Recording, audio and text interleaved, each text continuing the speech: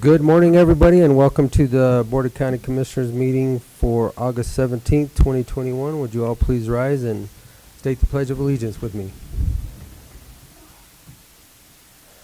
I pledge allegiance to the flag of the United States of America and to the republic for which it stands, one nation, under God, indivisible, with liberty and justice for all.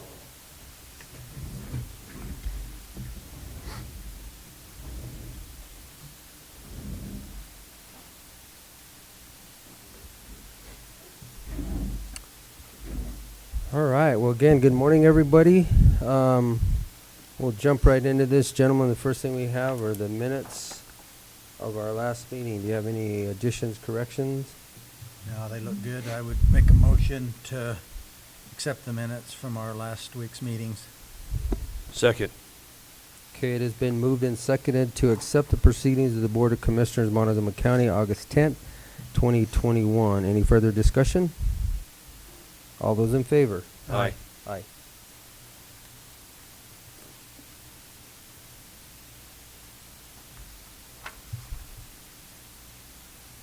Okay. We're going to jump right into 9 o'clock. Mr. Haley.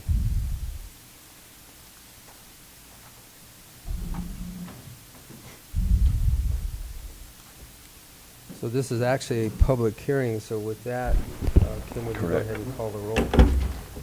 1 second, I'm having trouble with the recorder, I apologize. Okay. Okay. Well, I don't know, the recorder says it's been up for 6 days.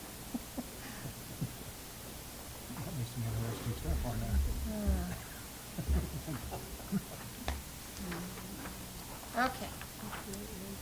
Commissioner Candelaria. Here. Commissioner Lindsay. Here. Commissioner Stevenson. Here. Administrator Powers. Here. Attorney McLaren. Here. And Kim Purcell, Montezuma County Clerk and Recorder. Notice is hereby given that the Montezuma County Board of County Commissioners will hold a public hearing for review and determination for proposed planned unit development amendment request submitted by River ValleyCabins LLC agent Justin Collier on property located at 18667 Highway 145, Dolores, Colorado, consisting of 3.06 acres, more or less, located on east of Dolores, north of Highway 145, situated in Section 12, Township 37 North, Range 15 West, N.M.P.M. The hearing will be held Tuesday, August 17, 2021 at 9 a.m. Commissioners' Hearing Room, 109 West Main, Cortez, Colorado. Interested persons may attend and give input. Information may be obtained from the Planning Office online service at https://co-montezuma-co smartgovcommunity.com public home. You may also contact the Planning Department at 970-565-2801 with questions. Dated this 20th day of July, 2021, Kim Purcell, Clerk, Board of County Commissioners, Montezuma County, Colorado, published in the Journal on Wednesday, July 28th, 2021. Okay, thank you, Kim. Don, if you go ahead and give us your overview and Sure. we'll go from there. Good morning. So this PUD is the one that we visited, I believe it was back in March, April, for continued vested rights. Subsequently, it was those were extended with the changes and modifications from the original plan. It was sent back to P&Z. It actually went back twice. Originally was for the new cabin locations, as well as reviewing rather the third cabin on the north property line should or would be allowed. Additionally, it went back to P&Z to add an RV site at the north property line where there are full hookups. That's proposed for, actually it's the owners. They live in Arizona. They come up and visit in the summertime and to put their fifth wheel there on that location. It would not be an RV site for renting out for commercial use. So with that, The third cabin is not built, the one that is on the north property line by the proposed RV site. The center cabin, the foundation is in. It's actually got its stem walls. The cabin at the left front of the property was a log cabin. They built the first story on concrete piers last fall and ended up taking it down because the contractor wasn't building it correctly. There's been some discussion as to building that back in that location. It does have a 25-foot setback. That variance was approved back after the first year when this was initially approved. So that location is compliant. It Right, would be but- acceptable. Okay, my question on that is, they got the variance because the cabin was actually erected on the foundation that was there. Now that it has been demoed, is that variance, would that still be applicable? It would Because- still apply just because the piers, elevated piers to support that foundation exists. I guess that would be up for you guys to determine, because everything but those piers have been removed, whether that variance So- for the setback still applies or And that's not. my question, because if it's just on piers, it wouldn't take anything to move. I don't know if it's a series of piers too to move that so that it is totally compliant. Because the way I look at it is that variant would only be for what was there, not for what is gonna be in the future. Right. Yeah, and I mean, I think really it's a question of what's left. I mean, it sounds like the cabin was going up. It sounds like maybe conceivably there's still some left. The cabin, everything as far as the cabin itself has been removed and stockpiled. Except for the piers. Except for the concrete So we're not a piers. foundation, we're not an entire enclosed foundation. We're only talking about piers, and piers are relatively. It's probably easy 8-inch to move. sonotube, Yeah, but there may be, I don't know, Justin could maybe fill that in, there may be, I don't know, 20 or 30 around the perimeter. okay. I'll let you finish, and then we'll bring the owner. Are they here? He is on Zoom, Okay. Mr. Collier is. As far as planning and zoning after the two public hearings, they have recommended this for approval. One of the conditions is now that the third cabin at the back of the property shall have the 30-foot setback from the east property line, as discussed with the east property owner. As far as the original variance for a 5-foot setback on the north property line, he's not opposed to that. Part of the reason with that setback is it's the old railroad grade there, and they would like to stay up on that elevation, obviously to stay out of the drainage water and also for the septic system to operate gravity flow. So really, what we're looking at for this review and discussion would be the cabin at the front, whether it goes back on the piers or not, the RV spot in the back, and the third cabin in the back.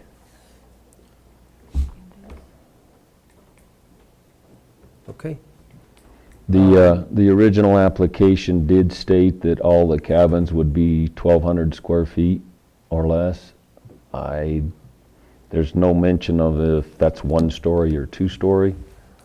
Looking at some pictures we have, it looks to me like those footprints are probably around 600 to 800 square feet, but Justin could elaborate on that. There's been some discussion as far as a 2-story allowed or not.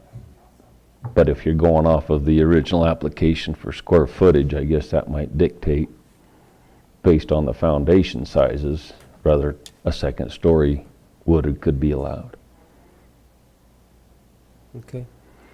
Well, then we'll give the applicant the opportunity to present anything on their case. Mr. Collier, can you hear me?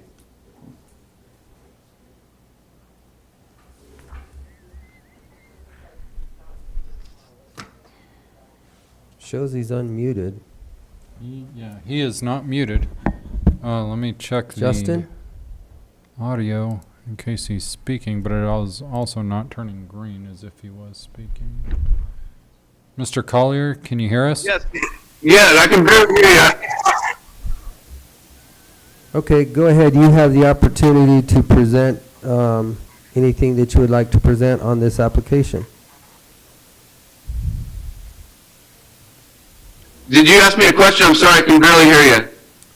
He might be able to hear it off that computer better, Chef. Do you have anything that you want to say about your application?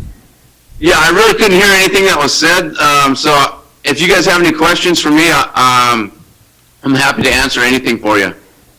I guess one question is, Justin, the cabin at the southwest corner of the property that was removed and the piers are still there, do you intend? No, the piers have been removed. We've removed all of those. It was built by West Fork Lumber Mill, and they didn't really know what they were doing, so we had to stop all construction. We had to rip those piers out. We're actually going to we'd like to push that location back. Cap Allen actually approved the septic tank that we have there in the ground currently. We just need to put a leach field on it. So we're going to have to move that probably off the roadway toward that RV shed, a little bit farther. So it's going to be off the Highway 145 a little bit farther. And we're probably going to have to move it off of the western or the south or the west boundary just a Okay. little bit. That would work. That would let you meet the 30-foot setback that's required by code. So that would be appropriate. Yeah, that's what we're planning on doing. Okay, so that would be 30 foot off the west property line as opposed to the 25 foot previously. Yeah, that we could probably work with a 30-foot setback over there. We'd prefer a 25, but 30 would work if we have to. Okay, Well, it's new going in now, so I don't want to give a variant that is not, that doesn't make any logical sense. So if you're going to put it back in new, Justin, all the piers have been demobbed. That variant application is no longer applicable in my mind. I'm not an attorney, but if you're going to start new, you'll have to move it the other 5 feet. That's To be fine. That's compliant. fine. We're not opposed to that. And then the one in the back, which I guess would be, I'm saying the north property, the proposed cabin? right. Yes, sir. That's will- we need to have the 5-foot setback on the back there because Cap Allen, the way he designed it, we need to have it sitting high because our drainage and our neighbor's drainage goes right down in front of that high spot in the back. That's the old railroad bed back there, and that's where Cap Allen designed our septic to drain into the above ground leach field that we've already installed. So is that with the application done, that 5 foot? Yes, and that we've spoken to all the neighbors around there, and they're not opposed to the 5-foot setback as long as we're 30 foot off of that eastern boundary, I believe. Mr. Burnett was fine with that. He understands exactly what we're trying to do. Correct, Okay, because that was the big opposition in the beginning. right. So they've had discussions and I think they're They've worked it out. they're happy with that. The only other question, Justin, I guess, would be on the cabin sizes. They were approved for 1,200 square feet. Are those 1-story, 2-story? What's your foundation size? The two cabins in the front and back are going to be really small, less than 1,000 square feet for sure. Most likely the one in the very back will be like a 1-bedroom, 1-bath. And then the one up front, we're thinking about a 2-bedroom, 1-bath, maybe. We're thinking right now a footprint of about 24 by 40 right there. Okay. And that would be 1-story as well? Correct. Okay. Everything would be 1 story. Right, okay. Well, I figured with the foundations for at least the front one and the back one.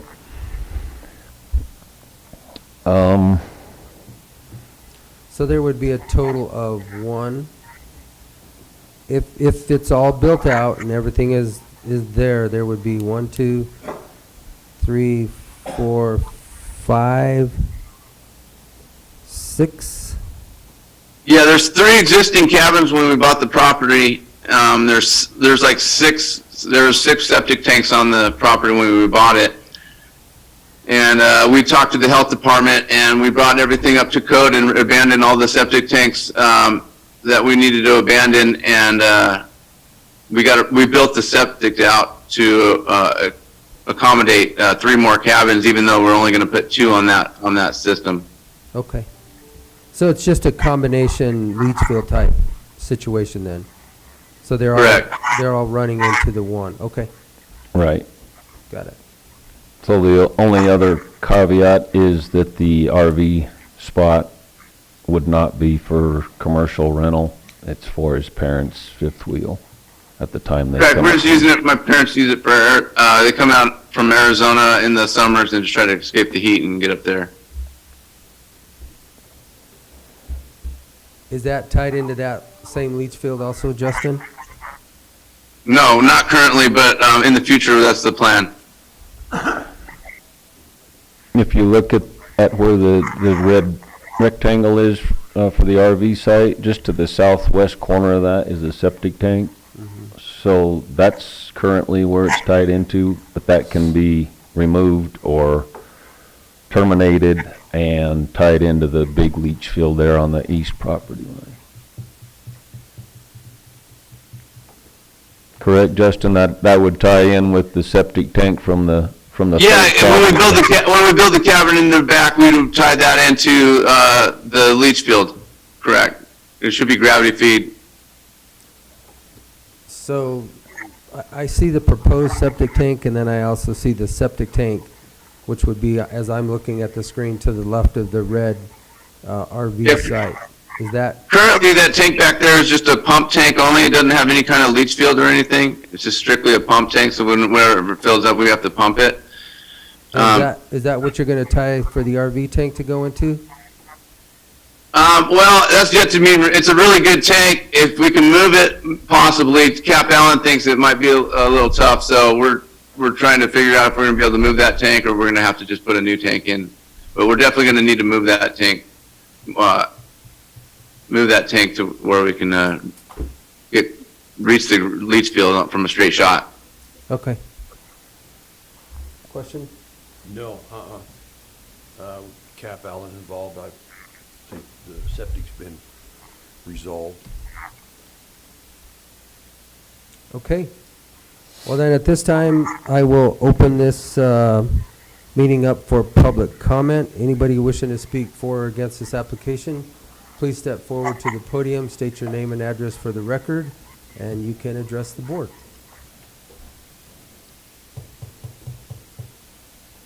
Okay. Seeing no comments, we will close this section of public comment, and I'll bring it back to the board. Gentlemen, any other questions or comments for planning and/or Mr. Collier? No, not at this time. No. I got nothing. Okay. I went through planning twice, and they were all good with everything. Mm-hmm. Well, the only thing that I'd like to add is that it does meet that setback of 30 feet for the Right. cabin that's been removed, because that variant is not good now. Right.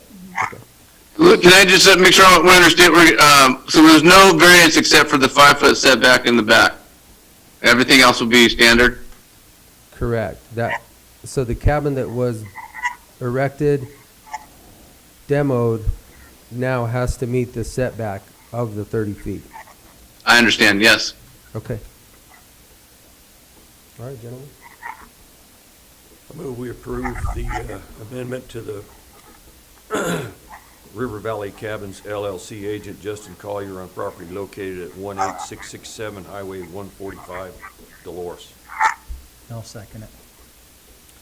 Okay, it's been moved and seconded to accept the proposed planned unit development amendment request submitted by River ValleyCabins LLC agent Justin Collier on property located at 18667 Highway 145, Dolores, Colorado, consisting of 3.06 acres more or less. All those in favor? Aye. Aye. Aye. Okay, Yeah. thank you, sir. I appreciate Thanks, your Justin. time. Thank you, guys. Have a great day.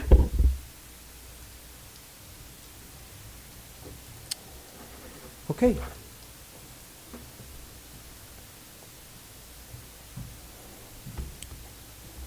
Sounds like we have a lot of signing to do now. And we have a lot of stuff. Okay, well, do you want to just kind of run through it real Yeah, quick let's for start the- with the first item, for the Todds. Hold on a minute, and I will close that public hearing. Thank you. So the Todds, they have their property out northwest of town. They would like to, be approved for an exemption for their, northwest corner of their property that is now cut off by the, Dove Creek Canal. There's a single lot development, 3 acres, house and property there in the middle of it, but that's not part of the exemption. It's the property around that 3 acre lot, encompassing the northwest corner of their property, northwest of the canal. So what is, what is the exemption actually, what does it do? Isn't that the one we had 2 weeks ago? Mm-mm. Mm-mm. This would allow that property, that 15 acres, to be its own parcel from the other 100 and something acres that they have. Isn't it? 100 and some? No, it's a total of 150. 150 acres. This corner is cut off, separated from the rest of their ag land. Got it, and the 3.22 acres of That's not a the, part of it. That's not part. that's just a separate little piece that Separate was property, separate owners. chunked out. Mhm. And there is access to this ag land either from the north or from the west.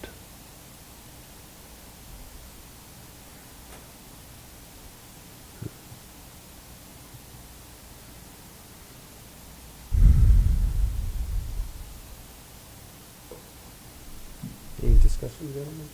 No, I think it's the best thing to do. It's all split off already. Can't cross the canal, so. And it's hard for them to farm it. Can't graze across it. All the little nooks and crannies on it, there's no way you could farm it. No, it's kinda, you could take them big chunk out of the middle and then waste a lot of the, So, I Shat, would can you move that scroll to we the sign this application? Mylar for an exemption resolution submitted by Kenneth and Jeanne and Todd on property located at 27538 Road 16, Pleasant View, Colorado. Second. it's been moved and seconded to accept the Mylar for an exemption resolution submitted by Kenneth R. and Jeanne M. Todd on property located at 27538 Road 16, Pleasant View, Colorado, consisting of 149.68 acres, more or less. All those in favor? Aye. Aye.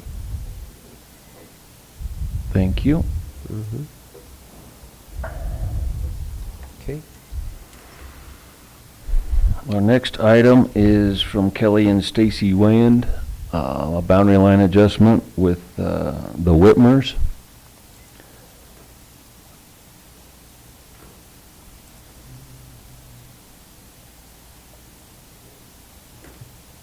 It's up there in the middle.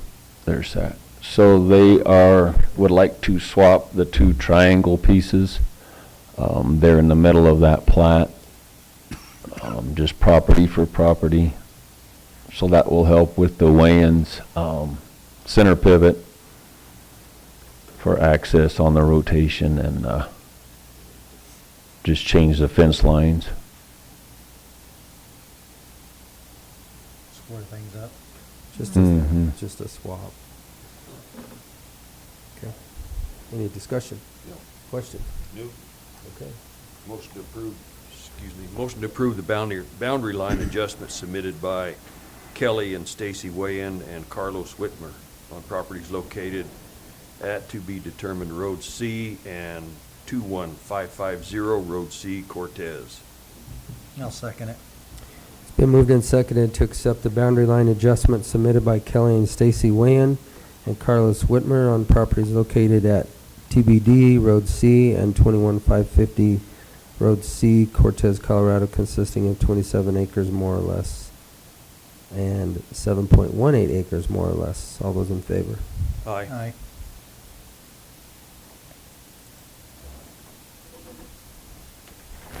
Aye. Okay.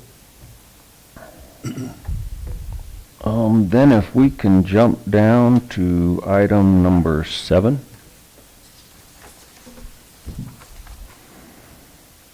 Okay.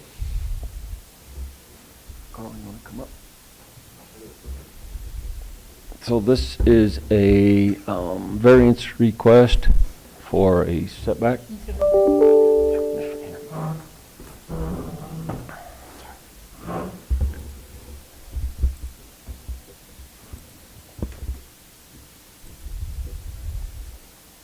You want to go to the map, Shaq? So they have property there on Road 37. Go back up, Shaq. Right there. On an existing cabin that's been there from the 70s, I believe, right? No, they bought it, the property in 94, built it in 98 prior to the land use code being adopted. They would like to look at 2 proposals. One would be to add on to the, what would be the east side of the cabin there at the bottom of the picture, away from the river.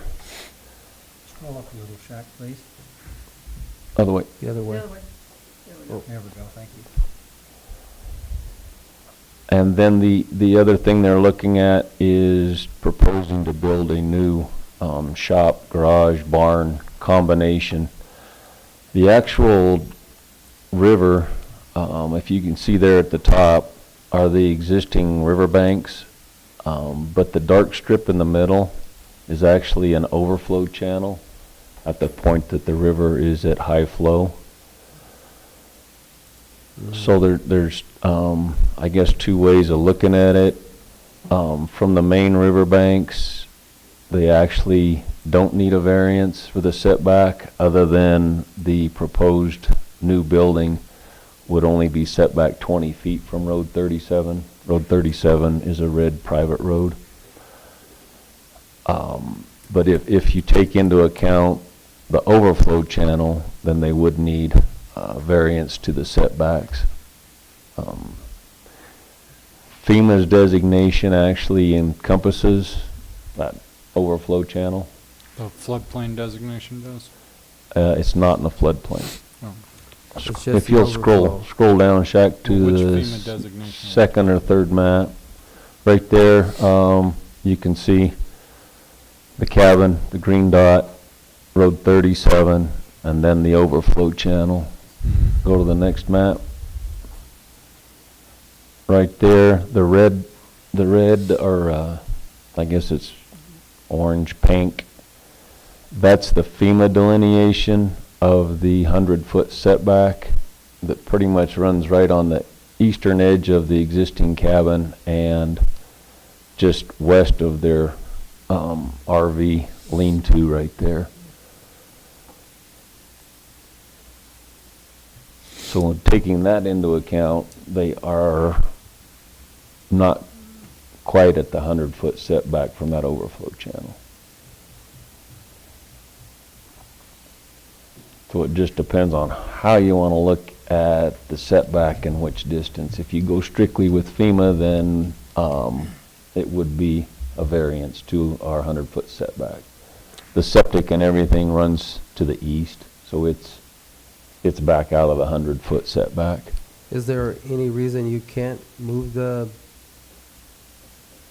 cabin to the east? I mean, is it, You mean physically move the whole cabin? no, I mean the proposed new cabin. No, I don't mean, or shop. There's It a can few be reasons. done. Oh, it can? Can Well, be done, but I'm not going there. That's not what Yeah. I was asking. Should I answer? I'm sorry. I don't know how the process is here, but what limits us on the east side is there's a depression that kind of runs through the ground on that side, and then right on the other side of that depression is the, I believe it's called above ground evaporation field, the leach field for the septic system. So it kind of limits us how far we could go to the east. That was my question, is where's the leach field and the septic? Yeah. I think you do have to consider that overflow as part of the river. I mean, when you think about the reason for the setbacks, and so I think we do need to do a variance if that's the direction we want to go. But I think we can't just consider that not part of the river. No, it's part of the river because it's there for a purpose and a reason. It's definitely part of the river. So how can you scroll back to the 80 feet? It's 81 feet. Yeah. So One more. variance would be for 19 feet. What's the elevation gain difference between that channel and the proposed? You uphill, downhill from the river? I would estimate it at 8 to 10 feet from like the bottom of the overflow channel to the embankment that is next to it, and the elevation of the land as it levels off at the top of the embankment. How much elevation gain are you going to have from the overflow to where the proposal is? I'd say it's about 8 to 10 feet. Okay. Yeah, he's clear out of the floodplain. Yeah. So it's, if you'll look there, where the addition is 81 feet from the overflow channel. But the proposed new building site for the garage of the barn is going to be a lot closer than 81 feet. Yeah, do you know what that distance is? I guess if you look at Not that from 81 here, feet, well, you're about half of that That's distance. 94 from the main to the road. It would be a guesstimate about 50 to 60 feet. Yeah, you're looking at 50 or 60 feet. And 20 feet off of Road 37.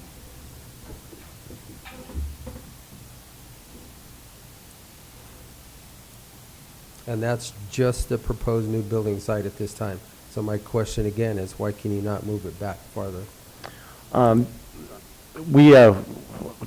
Honestly, we really love the big trees that are on the side of that lot right there, on the side of that building area. We really don't want to cut down those big mature trees.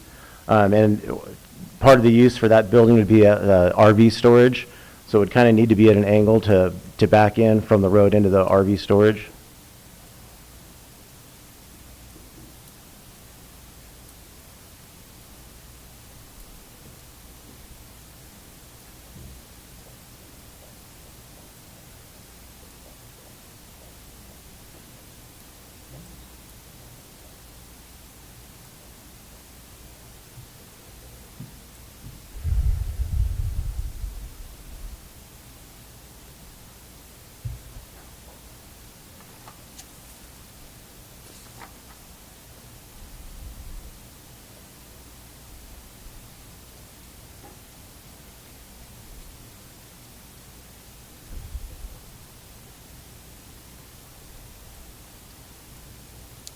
Question, comments, gentlemen?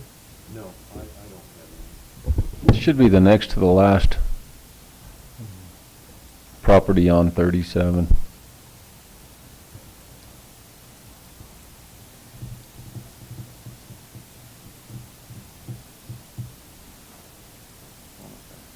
Keep going. There you go. There we go. There's the top. 24,850 right there. And there you go. And then there's one house to the north that's 20 foot off the river.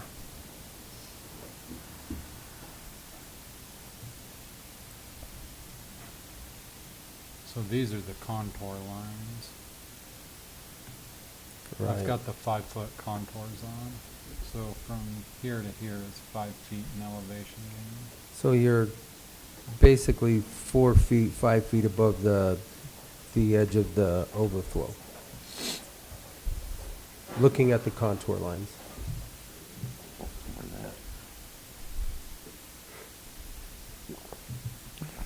Which I'm okay with that because the elevation is fine. It's still, Yeah, and it's on the So- east side of Road 37, so that Yeah.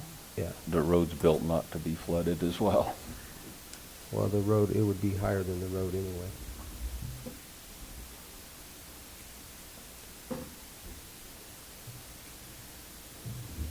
I would like to know really what that dimension is. Is it 50 or is it 60 feet? I mean, Which measurement, sir? to that overflow. I hate to guess when we're just saying, what if it's 20 feet? Right. I'm figuring about 39 feet. I hate guess what. I It think seems it's like it would be, Right. it might make sense to get some exact measurements and some exact dimensions and take this up at a future time, especially when we're talking about a variance. Yeah, so I guess if you guys are okay with that, I'd really like to have true dimensions instead of we're guessing it's 40 or 50 feet. I mean, I'd really like to know what it is because we're going to give a variant. Okay. And we really Needs to should be know correct. what, is it not 10 feet? Right. So I think we could, if you could get those dimensions for us, the actual proper dimensions, and we can continue this for, how long would it take you to do that? A week, 2 weeks? To get those dimensions? I could get them today, sir. Okay, so can we take this up next week? Don, is that? I fit can't into be your here next schedule? week, but I can get you the dimensions. And this was really our first step in adding and building something, so I apologize if I can't tell you exactly where the building's at. We were gonna kind of adjust as to what rules we needed to follow. So this is, we don't have the exact spot exactly where the corner of that building's gonna go, that we're looking for the variance for the 20 feet to the edge of Road 37. But if we need the distance from the overflow to the proposed corner of the building, is that what we're asking for? That's more critical. Yes. Yeah. Okay. So, Okay. because that is the actual waterway, which that's where your 100-foot comes from. Can we get preliminary approval of the 20-foot setback from the road? Because if that's denied, then the distance to the overflow channel won't be an issue. Good point. You have to have the variance for the setback from the road initially. And you can't get the other 10 feet? If it's not approved, I'll change the building so that it falls into the standards that the commission wants. But because of that property being, that building spot being so small and the RV garage being so large, this is kind of like the Cadillac request, thinking that corner is going to have to swing out with 20 feet from the road. That's what we would like to do. But if we don't get the variance, then we'll adjust the building so that it won't be able to hold an RV, but we'll adjust it so that, Okay. Go ahead. I'll let you guys ask questions. and then I'll- And it can just be a preliminary, just so he knows how to proceed moving forward on measuring from that north channel. My only concern is with the language preliminary. I mean, I don't know exactly what we mean by that. I mean, we either have to grant the That- thing or not. That's and- what I'm struggling with Yeah. also. I would really like to see if you can actually hold the 30 feet, and then that gives us that buffer to that river. It may not quite be 100 feet, but if you have that flexibility now, I hate to grant a variance I understand. prior to knowing what those true dimensions are, because that's, And if it's not possible to get it back any farther, then it's not possible. We'll just bring it back to us with that 20-foot Right. deal and Okay. So 2 weeks? 2 weeks. Are you, I'll email Mr. Haley the information, the measurements today. Okay. And specifically, so I have it down, we want the measurement from what would be the east side of the overflow channel from to. your proposal, where you have it proposed right now with Okay. the 20-foot setback to Okay. the road? Okay. What is the dimension to the overflow? Okay, copy. And it Just needs that to one, be that a- one measurement, is that It needs to be a correct? real dimension. Yeah. Yeah, and then we can do the math Okay. from there. I'll- then just see if there's a possibility of moving that back 10 feet there, so you don't need a variance on the Okay. building itself. If it's not possible, it's not possible. but- Okay, It'd be better to not have a variance on the building and only just the waterway, Correct. but see what you can do. Okay. 2 weeks, does that work? absolutely. I'll have the information to Mr. Haley today. Okay, will that work on your schedule, Don? Well, I'll let you guys figure it out, and then we'll just continue this. Okay. Yeah, this isn't a public notice, so Okay. So We it's just can- a continuance? Mhm. Yeah, so yes. I would move that we continue this application for a variance application submitted by Carl, I'm gonna slaughter your last name, sir, and I apologize. Kyoto. Cheeto? Kyoto. Kyoto. Yes, sir. And Lynn Hill on Lot 9 of the Four Corners Encampment Subdivision located at 24850 Road 37, Dolores, Colorado. Second. Been moved and seconded to continue the proposed variance application submitted by Carlo Chiodo and Lynn Hill on lot number 9 of the Four Corners Encampment Subdivision located at 24850 Road 37, Dolores, Colorado. All those in favor? Aye. Aye. Okay, sir, just work with Mr. Haley and figure out the date, and then you can come back to us with the actual dimensions, and then we can go from there. All right, thank you very much. Thank you. Thanks. Thank you. Back to number 3, Don? Yes. Number 3 is the Dolores RV Campground. Previously, we brought before you to clear up a couple of the RV park properties in the county that have been in existence since the 70s. Through the adoption of the land use code, land initiated zoning, no response from previous owners. You guys approved the fact that we could go ahead and get these guys compliant with the proper zoning and their high impact permits. So we now have those applications on hand.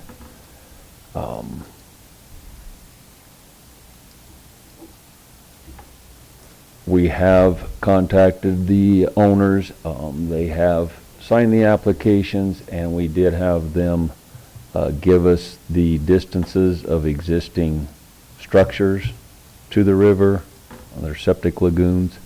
You want to scroll up, Shaq?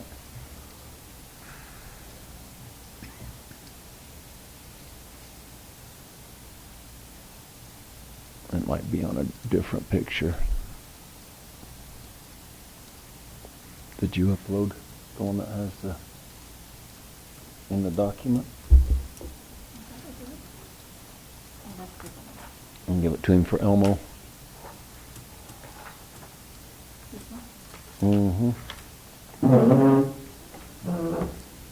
So there's 3 cabins and their pump house that are closer than the 100-foot setback. And those distances are included in the high impact permit document. And this has been existing for how many years now? For Yeah, for 30, who knows how long. 83? I think it's been since the early 70s, late 60s. Okay, so 40 years. Okay. And then the distance on their operating sewage lagoon system, I believe, was 57 feet. But right now, that system and lagoon system is operational. It's approved by the state. So we're just basically recording what's on the ground existing now, so that if For there's any information. question in the future, it's been documented that those are not compliant, but being grandfathered in, those distances and measurements are recorded. Okay. And we did change the zoning to So commercial. that it's commercial. I believe this one was zoned historic, just because nobody ever dealt with it and addressed it. So I, just an oversight.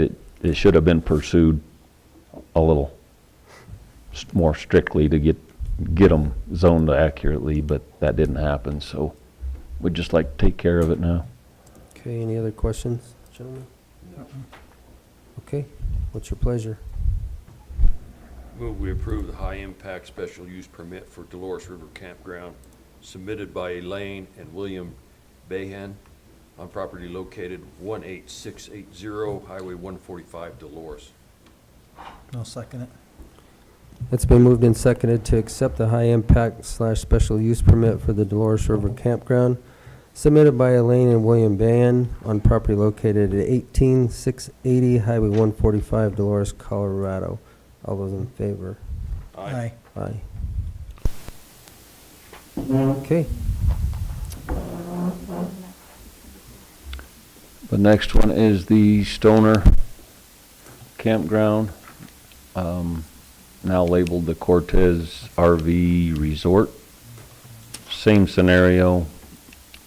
They actually took their, I believe it was 47 campsites and have reduced that to 35 or 36. There's 3 cabins, permanent cabins on the property. It's actually 2 separate parcels, but there really wasn't a reason to have them combine those parcels. At the front is the retail store. And that's on one parcel, and then all the RV sites and whatnot are on a separate parcel. So what GIS addressing did, is they corrected that address to Road 40 instead of Highway 145, because it is a red sign road that exits the highway. Both those parcels are addressed the same. We just included both PID numbers to encompass both properties. The old restaurant has been torn down. They are looking at possibly having food trucks come in to serve from that area on occasion. They may do some small park gatherings and stuff in the middle, but it's basically for park residents, not for public events.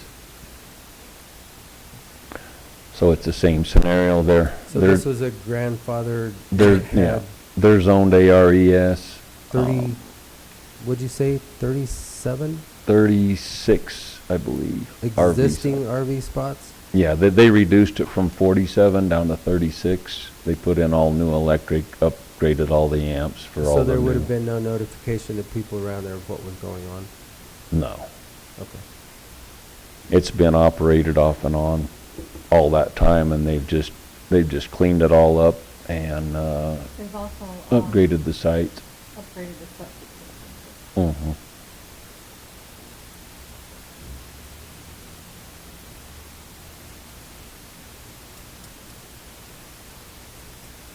There you guys. Question? And same scenario, we just are recording their setbacks that don't comply with the land use code, but pre-existed the code. So their setback is 10 feet basically all the way around the property? Is that? There's Just off a of the- small building there that is 10 feet off of Road 40, red sign Road 40, that heads upriver. Mm-hmm. And then on the west, they've got the 3 cabins, permanent cabins that are 40 foot off of Stoner Creek. But the septic and stuff is back into the center of the complex, and it's compliant. Cody's got a new application and review for that, for the new septic operation. Any other questions, gentlemen? My only concern is the neighbor to the north. They're off Road 40, right behind, what is it, 18? Between 18 and 19, looks like there's a cabin up there or something.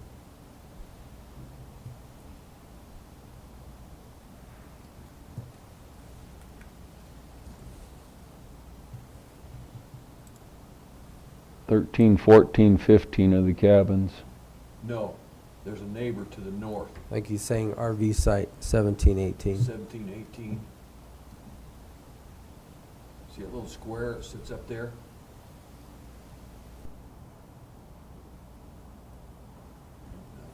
Sun went down, I guess. See it a little better? Looks like there's a cabin in there off of 18, north of 18 on Road 40. I don't think that there's a cabin there, is there?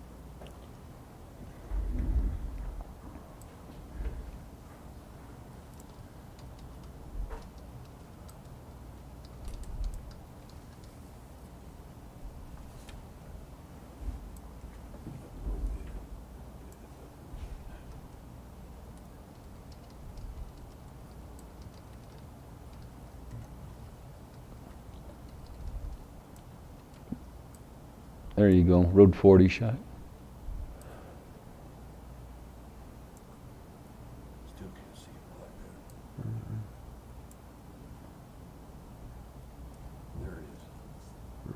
house. Yeah. Here? Yeah, there, and I don't know what the orange square is over there. It's an outbuilding. That's an outbuilding. Okay. But at 26121, are we set back far enough from them? Well, they're not set back far enough from anything, the road or the property line. Okay.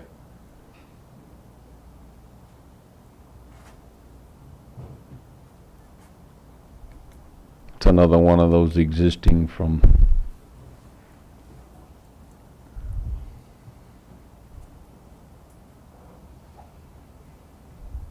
But they don't know, they don't notify neighbors or anything when this is going on?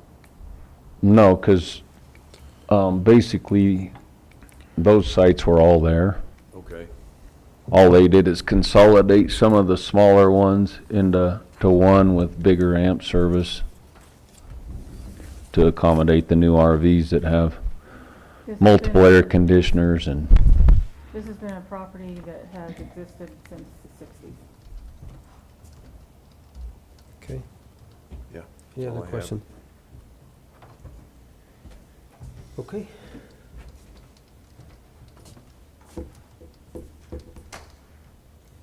What's your pleasure, Dylan?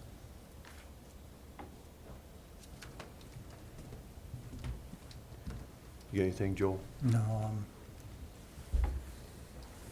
it was all an existing deal and they're just cleaning it up, so. So that it complies with the setbacks now, that's what we just did on the. On the other one. prior. Yeah. Motion to approve high-impact special use permit for Stoner RV Resort and Campground submitted by Carol Lineberger on property Lineberger. located 26055 Road 40, Dolores. And I'll second it. Okay, it's been moved and seconded to accept the high-impact special use permit for the Stoner RV Resort and Campground submitted by Carol Lineberger on property located at 26055 Road 40, Dolores, Colorado. All those in favor? Aye. Aye. Aye. thank you. Number 5.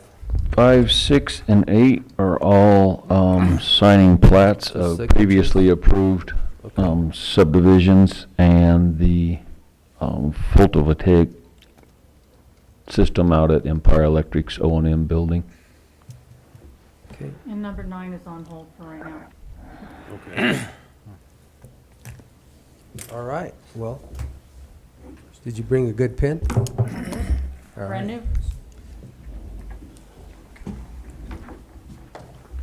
I think you guys should all sign everything left-handed today. That was Ertel's job.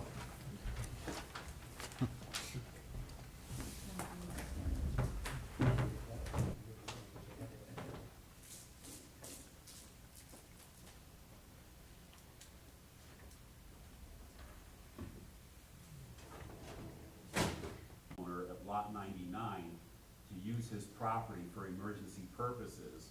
That lot is abutted by BLM land, okay? It's north and west of that property. We already have an exit off the end of J7, which is off the west end of our property.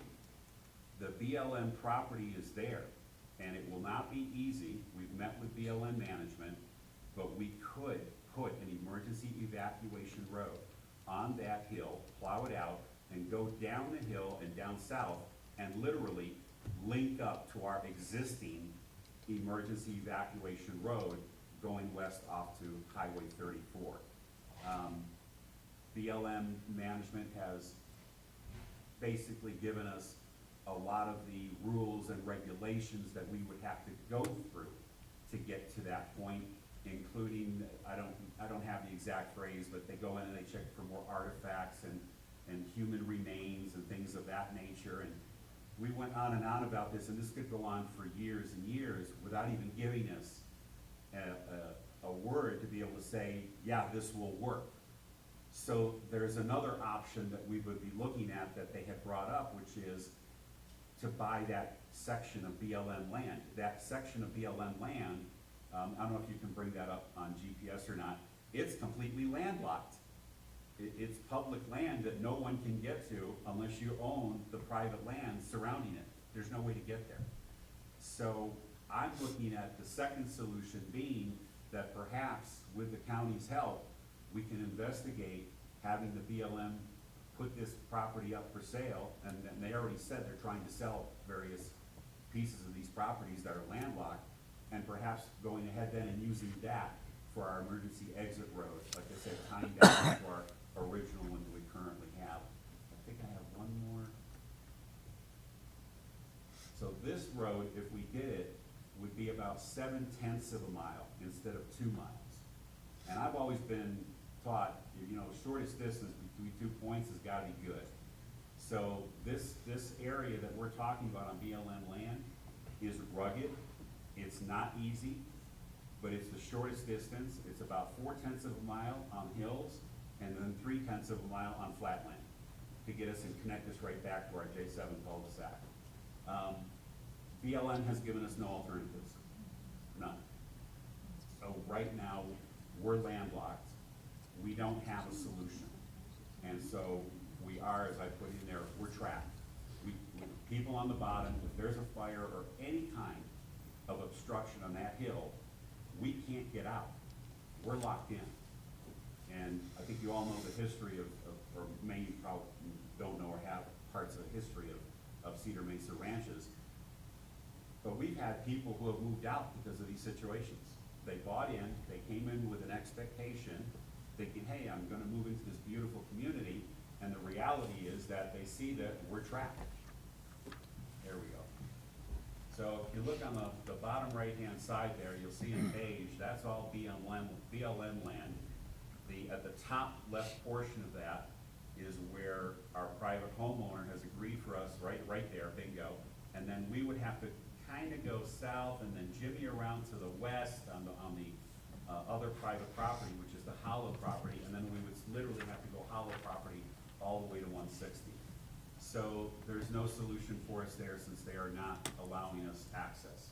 If we try to go east, we're in the same thing because the Hollow Colorado LLC owns all of that property to the east, just on the other side of the BLM property there.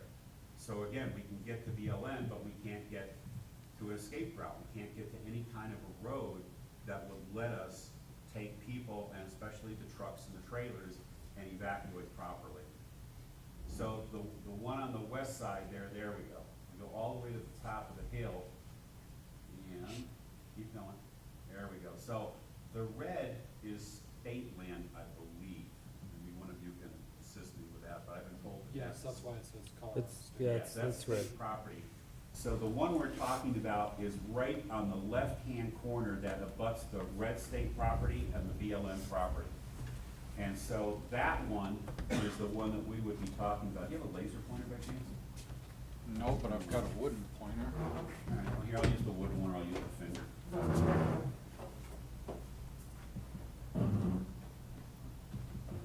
The lasers don't show up on the TV screen. Got it. So as we talked about before, the other one was down here, but now we're talking about right here. This is 35, so this is the hill right here. The hill starts right at the bend, goes down, you turn right, and then you gotta turn left, and you go all the way down to about this point is the hill. So if you continue back up, you're going back uphill gradually until you get up to here, and we're talking about going right here onto BLM property, and then tagging right into our end of road J7.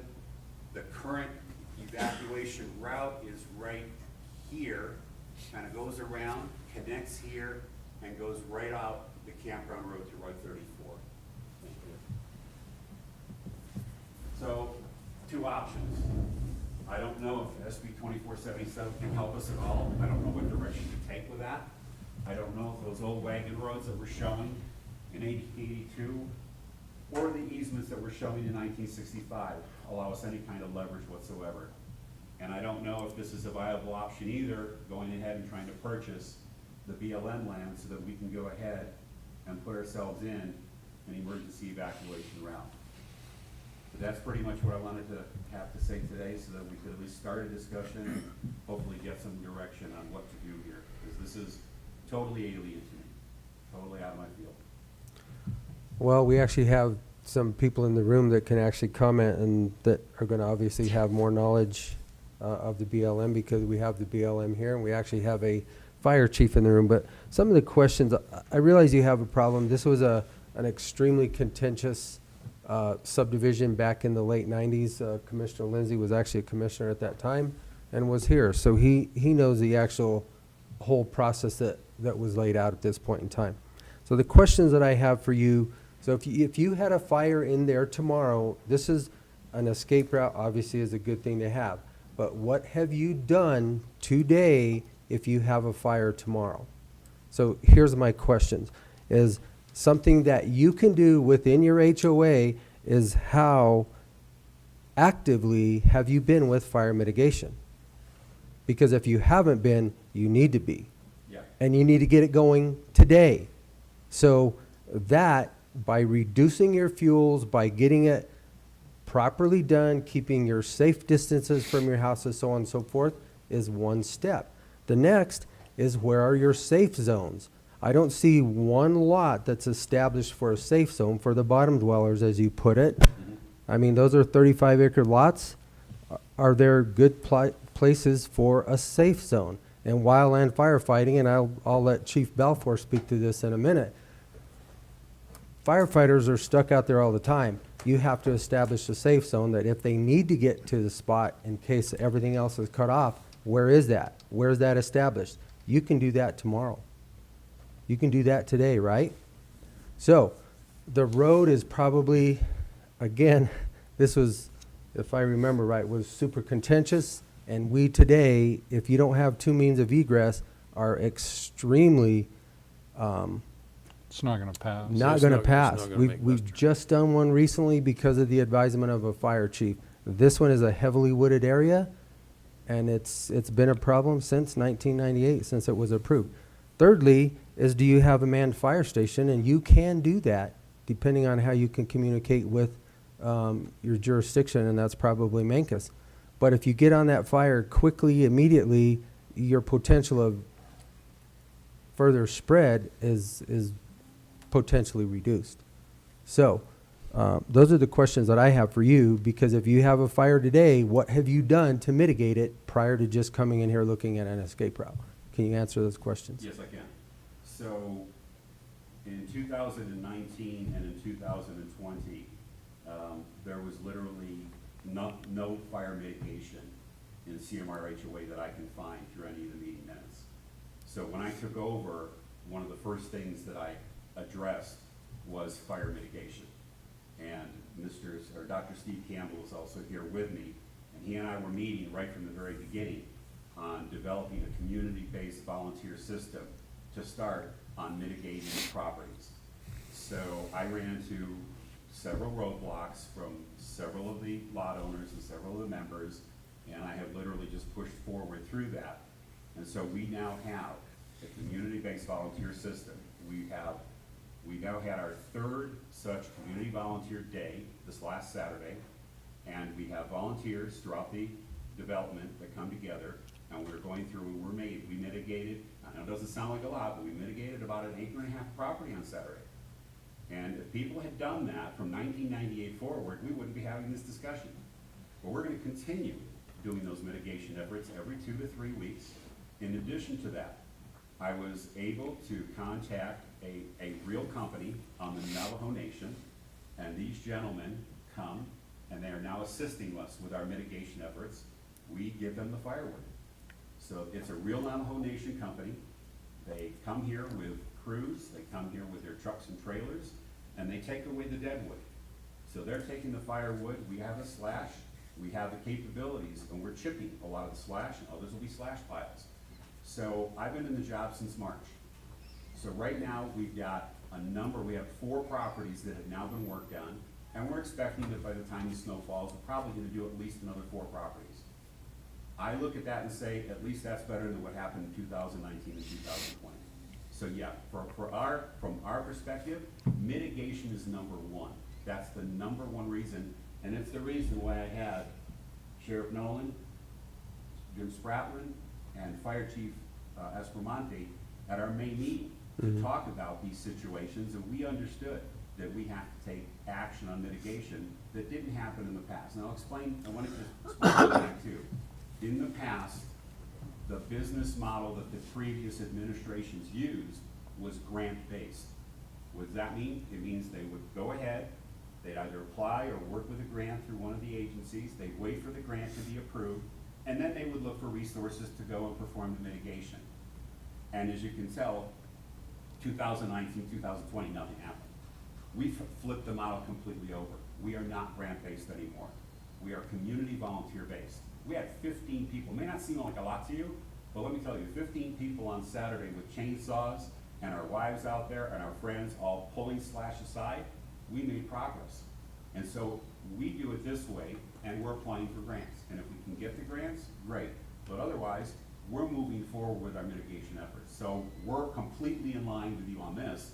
Good. We know that insurance companies have left the area because of that. And so we're gonna work on that. But again, the people had started in '98, but they didn't. Secondly, there is a safe zone at the bottom of the hill. That safe zone was put on people's properties without their knowledge. So a couple of the lots are considered safe zones. There's only one problem. Those safe zones are full of sagebrush. And Chief Escamont came right out and told me, he said, if you have a fire there, that's not a safe zone. That whole area is gonna be smoke. So I guess my really- question is, if they're established as that, are they maintained as that? But we have no common interest areas. We have no common areas that belong to all of the homeowners. We only have the roads and individual lots. So the prior safe zones were put on people's lots, and we can't tell people that their empty lot is a safe zone.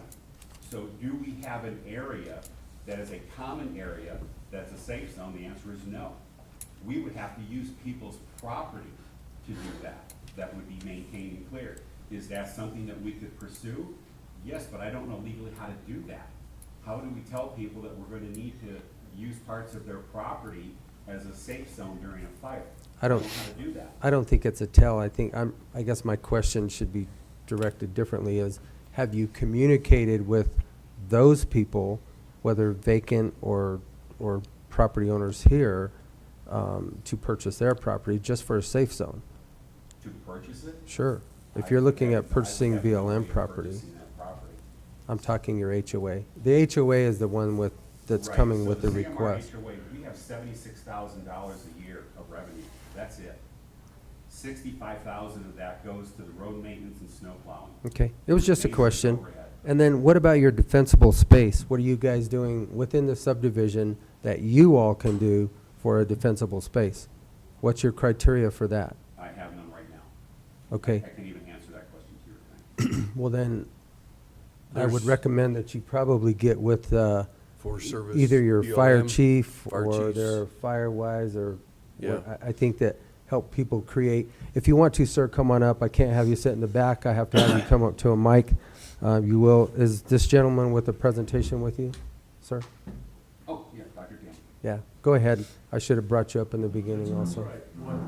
Thank you for being here. Sure, go ahead and state your name Steve for the record. Campbell, 36405 Road K3, Mancos, Colorado. And so I'm in the subdivision. What we have done as far as defensible spaces, we have prepared brochures based on information that has been given to us about Zone 1, Zone 2, Zone 3. All the people in the subdivision receive that, and that is part of what we're doing with this volunteer effort. Going into a house that has never been mitigated and starting with Zone 1, Zone 2, Zone 3, and then taking it out from there. Good. So we are aware of it, the homeowners are aware of it, it's just we've got a steep hill to climb. Yeah. Okay, Yeah, so he's right. That part, if that's what you're referring to. sure. doing- No, I'm just, But I mean, again, this has been here for almost, what, 30, 25 25 years?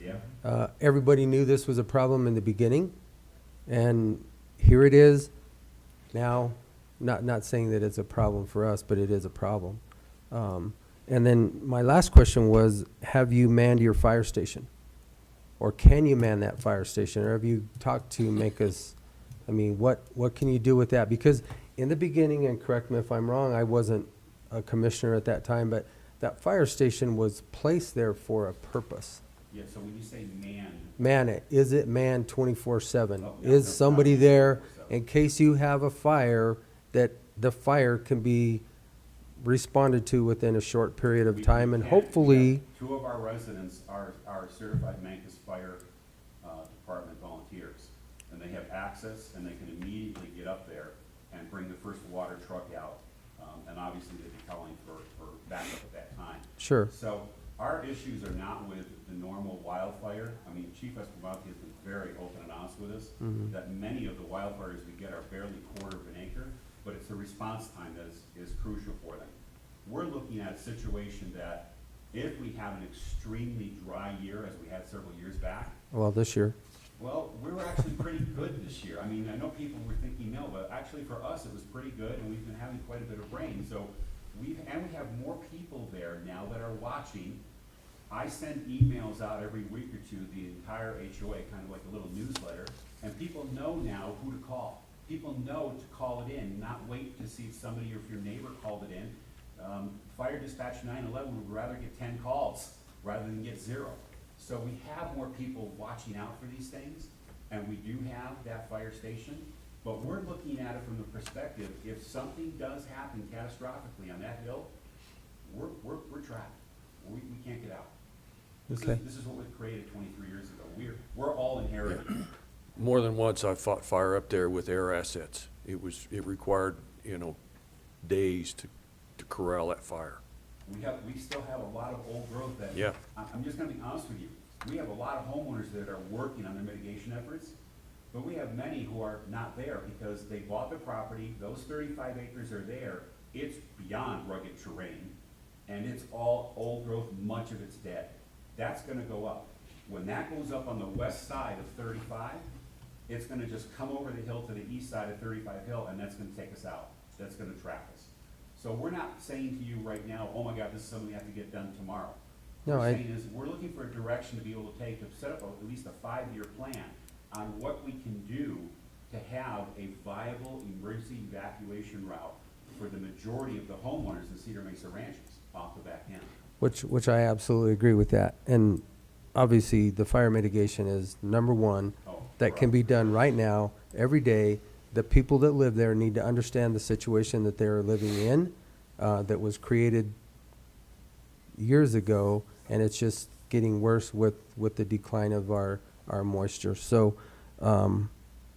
obviously, we have the BLM here today. When they come up, we're gonna ask, a few questions if there's anything that can be done, but, I would like to see your 5-year plan of just your fire mitigation, your safe zones, your defensible space, something that you can be doing right now. Obviously, it sounds like you're started, but it needs to be accelerated to do what you need to do. You mentioned livestock, and the sheriff has to get livestock out. That's correct. As part of it, but, I mean, you could also, that's just something you within your HOA have to discuss. What are you gonna do? I don't know how many hooved animals or whatever you have out there, but you all can restrict that to a certain degree. There are conversations you need to have within your HOA also, that are tough conversations to have, but they're real conversations to have also, so. Yeah, and I agree with everything you just said. Understand, I don't know of any way to force lot owners to mitigate their property. So if there is some legal way, if there are some rules out there that will force that, and I see people shaking their head, no. That- I can't do, I can put all the information in front of them. That's and it. I can tell you That's- right now, I'll have 5 lot owners, and they're clearing their property, and then I've got one that's just a lot owner without a home, with 20 to 30 acres of totally unmitigated property. It's all gotta get done, or we're wasting our time. We're making progress, but I have huge areas of hills that are unmitigated over property. I don't know of any other way to do this. I mean, that's why I'm coming here for help. It's something that's gonna have to be done within your homeowners association. There's not really Because- a way that we can make them. See, as a homeowner associate, I can't either. So Yeah, I you can't can do that. ask, you guys have your meetings, they live there with you, they're your neighbors. As the neighbors in our Montezuma County, I would hope they would take, the means to get their property cleaned up. And as we're getting closer to, like I said, we only have 60 to 65 full-time residents, but we also have about 30 to 35 lot owners. They're not, I don't want to say they're not people, they're corporations. Absentee owners. They're absentee owners, but these are, some of them are investment companies that have bought property there. So I can send letters and emails up to the zoo, and guess what? Nothing happens. I don't even get responses back when we send out for election ballots. So, and I understand that, trust me, every It's a subdivision frustrating has that. However, you have to move and navigate around that situation to come up with a plan that works within that for you all. You know that subdivision better than anybody else. You guys live there every day. You know the good points, the bad points, and so on and so forth. So like I said, I think we can have a conversation with the BLM, and, absolutely look at that. But, like I said, I think your fire mitigation is number one. You need to be super aggressive. Your defensible space, here again, I understand you can only give people the information and they're going to do what they have to do. And then really try to establish a safe zone that's truly a safe zone, and or one or two, because you have a northern boundary, you have a southern boundary that you could utilize at the bottom. So For defense, for a safe zone. Somewhere to get if you're in a fire and can't get up the road. So looking at the southern, to where you touch the BLM, say 1, 2, 3 of those lots, I mean, just a conversation to have with somebody. I don't know if you'll go anywhere with it. It's a conversation. You said this was an open discussion. That's what we're doing. Yeah. I'm just giving you recommendations. If I was looking at it, this is what I would be looking at, is who can I communicate with in that subdivision? If they're not there, they're just vacant, would they give you a place to have a safe zone? It's still gonna have to be managed, you can't have it full of trees and sagebrush. It's not necessarily a safe zone. It has to be mitigated, again, to establish that safe zone. So, and here again, I don't know how many people show up to your meetings. If it's like everything else, it's probably, I don't know what it takes to have a quorum to vote on, but probably not more than 50%. Are you talking about the entire membership? Yeah, I don't know what your covenant states, so I don't Yeah. know if it's If people we're that are gonna do there. something like that, then we're gonna have to have a quorum. So The membership will be 72 people. those are things that you guys can work on right now, today, every day. But we will have a conversation with BLM and look at some of these, and I'm not gonna say they will or will not be fruitful, but that's why my questions is what are you doing within your own subdivision today? Right. We have, Because that's more critical to me, coming and asking for a 5-year plan. What if the fire happens tomorrow? What are you doing? And do those people really know within that subdivision? Obviously, they bought into it, they knew what was there. However, people, we're all complacent to a certain degree, and we don't look at really what's around us. So we don't understand the risk of fire and the conditions that are, that we are currently under. we have departments that are available to help you out. I mean, we've got mapping, natural resources, weed department, extension offices. So, I mean, they all have resources. So who do we go to first? I'd go see James Dietrich, the guy you talked to. did. Okay. So, James That's why can we point, started with yeah, SB 4477. James can point you to some of those assets that we have. If The- you are able to purchase one of these orphaned pieces of BLM, our grant writer has reached out to the U.S. Department of Transportation. There is funding available for emergency egress from wildfires. That will not help you to purchase land, I don't believe, but it might help you to develop the easement once you get it. Where's that? You just mentioned that for me. From the U.S. Department of Transportation, one of the grants is Safe Streets for All, But our grant writer's already looking into it. Which would give access to create the road, however. Won't help you You're buy the gonna land. have to purchase the properties on your own, and there's a lot of property owners out there, so I would hope if it's truly a concern. If we're thinking that the HOA is gonna buy the property, that's a non-starter. I don't think so. I would disagree with that.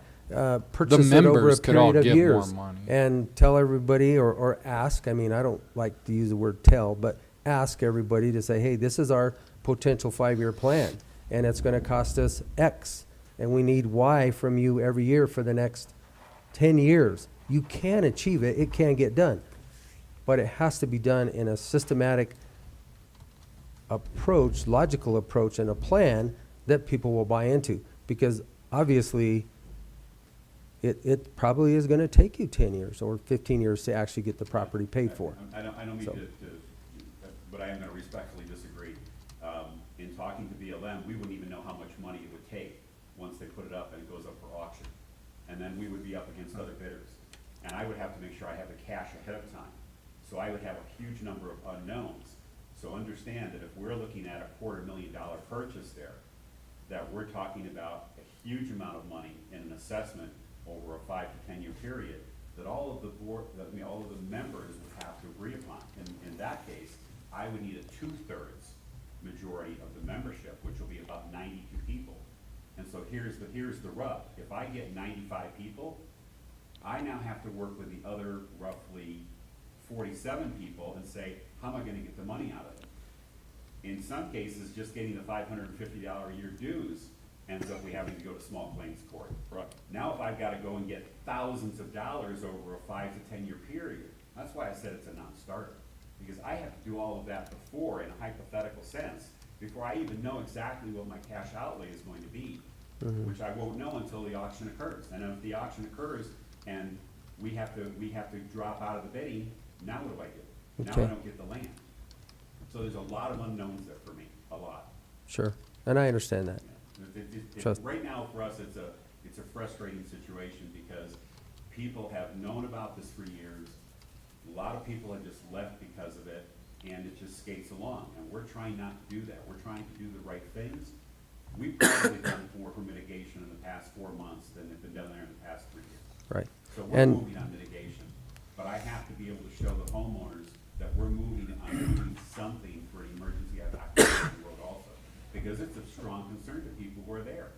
You know, we're not just involved, we're committed. We're in there. Our properties are in there. And I agree, and that's what I'm saying. If you have a defensible space for those people that are at least there, at least you have a starting place, and you can establish some of that. And that's right away. You can do that quickly with very little effort.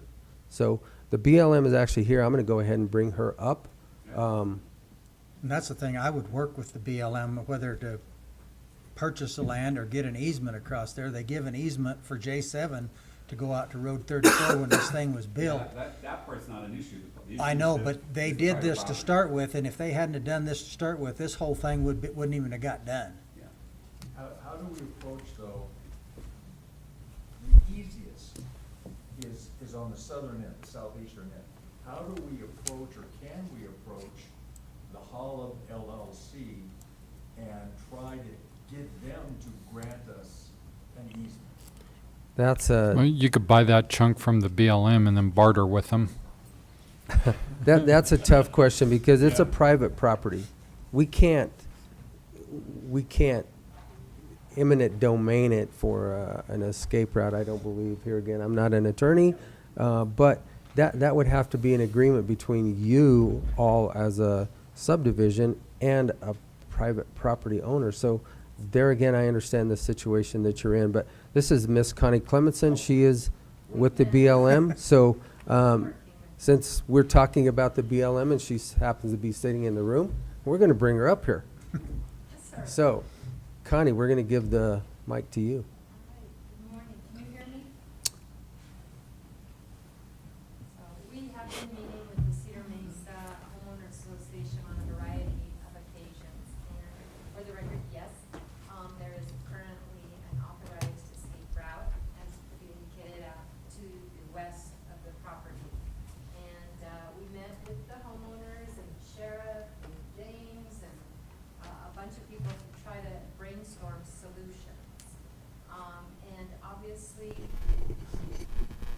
BLM isn't the one who decides the best escape route.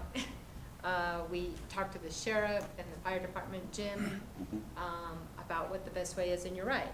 The southeast exit is probably the best solution.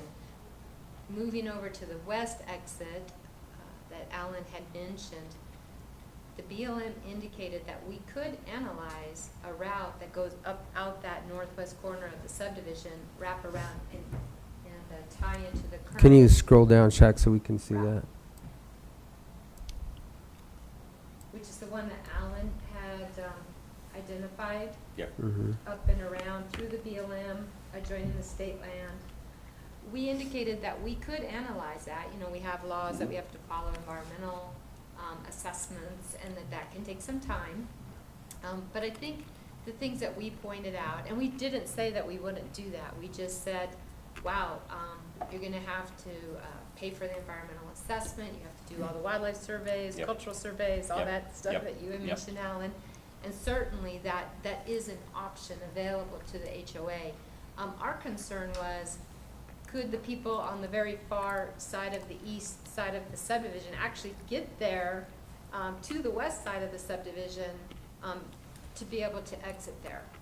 In addition, we're a little bit fearful because of the topography that it would be a very expensive road to build. I'm not an engineer. I told them that they would have to figure that out, especially if they want to be able to get either four-wheel drive with a trailer or whatever on a road like that. I don't know if you've been on that north end of the properties, but they're pretty darn, arroyos and pretty rough terrain. Hearing Shaq mention the grants available, maybe that's an option for the HOA if they were to build a road like that. But again, I was kind of leaning on the sheriff and emergency services to say, is that really the best route to have? So it's still an option there.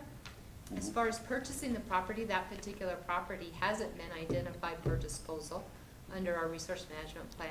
But we're hopeful. Well, I'm not sure that's your best option, Well, honestly. I just need options. An easement would certainly be your best option in what we discussed. We still keep going back to, is that the investment the HOA wants to make? I would have to lean on the sheriff to say, certainly, I applaud the HOA to have a permanent authorized route, but in many instances, that isn't a tool in the toolbox. So the sheriff can get you out. And I can't speak for the sheriff, but I know that he can do some things that others can't, being the fire marshal, to get people out and safe in the neighborhood. If we were to come up with some option out of the southeast corner, which I'm not a fire expert, but seems to me would be a good logical place to consider at least a safe zone. The BLM mentioned, if you scroll down to the southeast portion of the HOA, we would work with the homeowners association on that other part of BLM, that if they need a road through there or they need, something to be able to have a safe zone, we can work with them on getting something authorized, whether that's an easement to get through the BLM. But again, it does stop at the private property. So there's got to be a bit more of a solution. So the BLM would work with them for a large enough safe zone, so it's kind of an L. I think we'd look at an easement. And an easement, not a safe zone. I don't know that we would look at a safe zone at this point, because there's safe zones before you even get to the BLM, I think. I would have to lean on the Doesn't sound like sheriff there are for any that. safe zones, because the safe zones are not actually established, correct? They're not established. Like, as I said, there were some that were put down on paper, but they were on They were people's private property. designated, but they're not established. Yeah, they're not private property, and so the flat land that we do have around there is surrounding Mud Creek. And so if we could go to the east side of Mud Creek, but we can't get there because there's a big creek and a big canyon there that we'd have to literally build a bridge to get people over to. So there's spots that we could look at and think about doing it, but again, I would have to approach, in that case, I would have to again approach Holland Colorado LLC to be able to use that. Right, but looking at the L, you have two lots, one in the top of the L and then one that goes down. So that L all connects to Cedar Mesa Ranches, correct? Correct. And that's the one on the left that is in the crook of the L, that is the homeowner who's granted us permission to use that property to go in if we were able to have To gotten get, the Hollow to get to the Colorado LLC. BLM. Exactly. So you have the permission to, it looks like there's a road. There is an existing road. Okay, don't call it a road. No, I'm sorry, Okay. there is It's a trail. Trail, a trail. It's a trail. a trail. It's a trail. It's a way to get people out if needed. It's a way to get people to the end of his property if needed. Correct. As soon as we get into BLM and the private property, all bets are off because there's too many ditches. We'd have to literally maneuver and find the way to go Sure. out. But and I'm that's talking what we're all just for an trying to established avoid. safe zone that's larger to get enough people there. Yeah. That you could congregate for X amount of hours or a day, which is a safe zone. You're not there permanently. Right. And you're not trapped. You're actually in a safe zone. So I guess, is that anything that the Yeah, and Jim, we BLM? talked to them about analyzing, getting them, you know, if they can get all the way through that property to get a road through there, if they, you know, and this, at the time, you hadn't, approached these owners, you were, probably hesitant that they would give you some sort of permanent commitment, I get that. But we have been real clear that we will work with the homeowners association if they need to analyze different routes out of the subdivision. We have not had further discussions on establishing safe zones on BLM. I would have to look into that a little bit. We really didn't talk about the safe zones part. Nope. We were just talking about Roads. easement. Give me a Yep. trail. Yep. That'll Well, get I us guess through. that was And my that is conversation possible. today, because that's the first thing I think about, you know, being trapped Yep. and having a safe zone to be trapped in. Yep. It's not the end of the world. Do you want to stay there for 10 days or 20 days? No. A safe zone gives you an amount of time that you buy to get the people there until other things can happen around it. Plus, it's down gradient from where the fire is going to Correct. go uphill. Yeah. It is a better spot. Yeah, and that was our main concern about looking at and analyzing, you know, and having the investment of the HOA. As indicated, it's difficult to collect monies for that, and it does cost money to get the environmental analysis done. We were just a little bit hesitant, like, is this really the best investment? If you're gonna analyze all this, you know, it still may not be the best route to permanently establish or establish long-term for this HOA. I am not the expert to determine that. That Right. said, the sheriff does have tools in his toolbox. It's just, in an emergency situation, he could get those folks out. What I'm hearing your HOA saying is that we would like to be able to go in and maintain an escape route every year, so we have surety that we can get out of there. And that isn't always plausible when you don't have other homeowners that are willing to give you that easement or that Right. permission. So, I can tell you, just switching gears, the BLM has been very active in doing mitigation on the BLM lands.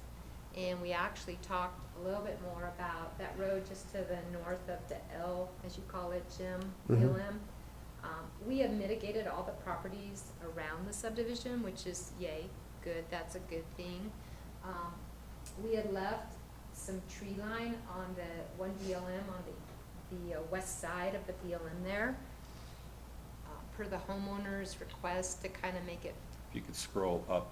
yeah, just, what's the Should I- number? there, So- okay, so right there, Yeah. right where you have that So right there, see where the road- 36.7? yeah. So we've done some mitigation, but we offset it, and the homeowners had indicated that, well, maybe we would like to have the BLM clear out a little bit more of that, and we had originally left it for visual screening for the homeowner's request. But we certainly are taking a second look at that. We would need the homeowners to write us a letter that said, you know, something to the effect of, yeah, we told you to leave a visual screen there, but we really want you to go back in and mitigate that strip of trees there. But otherwise, the BLM has pretty much done wildfire mitigation in there on all of those parcels surrounding. So that's good news. And it So- does provide better options for the homeowners to be able to have an emergency exit if and when the time comes. Would it be pretty much right where Mr. Powers has that pointer right now? Mhm. Is that possible to use that as a safe zone? You know what, I don't know, Alan. We have never had that conversation. I can tell you that that area is non-motorized per our resource management plan. So you could not, and we talked about this as far as egress routes, that Yeah. would be not They- a plausible option. They as could far as leave road their access. cars on the road, because it looks like 36.7 adjoins BLM ground, right? Yeah, on the Well, west does it? side of 36.7 there are no homes. Right, so if they With- touch the Within 500 BLM, feet, there's not one home there. if they're willing to work with you, it's a safe zone. I'm not saying it's an escape route, so No, we don't understand get that. those confused. It's a safe zone to get people to safety in the event of a wildland situation that may go on for a period of time. So it's a step in the right direction. I'm not saying it's where you want to eventually get. However, if the BLM is working this conversation, she showed up at a great time. It was intentional. I love to sit in the county commissioner meetings, but not really, sorry guys.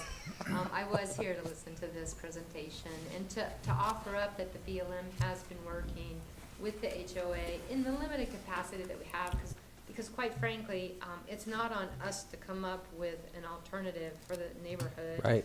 Right. It's certainly something that we would lean on for emergency services to identify what are the needs of this neighborhood.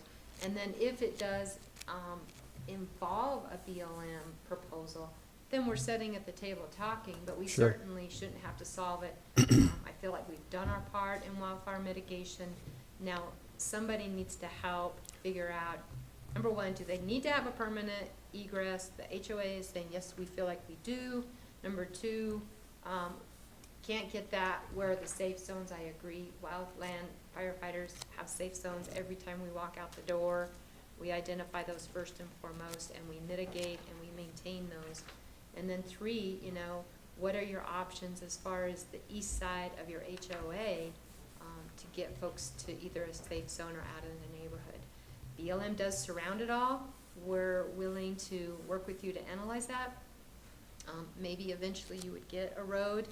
I'm a little bit concerned about the cost of that road versus just buying a lot. I mean, I don't know what the trade-offs are with that, Jim. I think that was an interesting Oh, idea. and that's something that they have to have. So I guess where I'm at, thank you, Connie, I really Yes. appreciate that. So we do have an emergency manager. You've obviously talked to Mr. Spratland.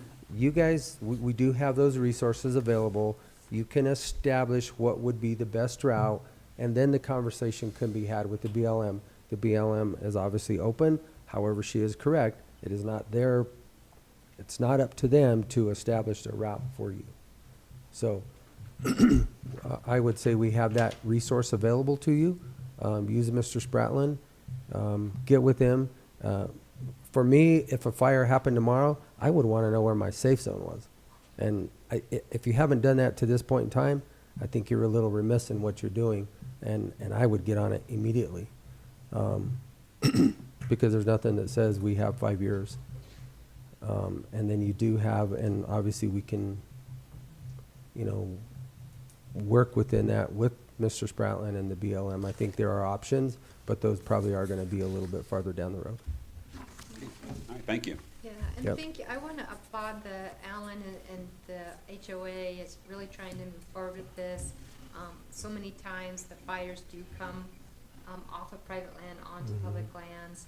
And so, it's a partnership certainly between private HOAs, the federal agencies trying to do their part, as well as the county having a really strong role in kind of pulling all of that together. So we applaud that. I want to emphasize the fact that BLM does provide grant money to the Firewise folks down here, and I believe that Firewise did receive a fairly good amount of grant money. And I had suggested that they also work with them on mitigation for those homeowners that are interested. Unfortunately, a lot of times the only thing that motivates homeowners to do that is when they have a big fire, and sometimes it's too late. I can tell you that the fire that we had on Menifee Mountain several years ago, the East Canyon subdivision and those folks around there, the only reason why those homes were saved is because they had done fireland mitigation work around their homes. So it was still a $6 million fire, for the agencies to protect private property, but I can tell you that there was not one home lost in that fire.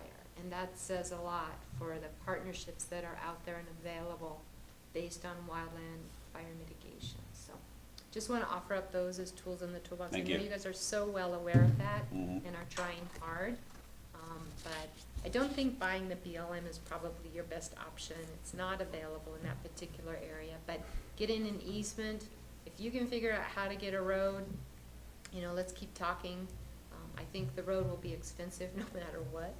Which We're all in direction agreement you with that. go, because of the topography. And that's why I'm saying a safe zone might be your best route. It's gonna be the easiest, quickest.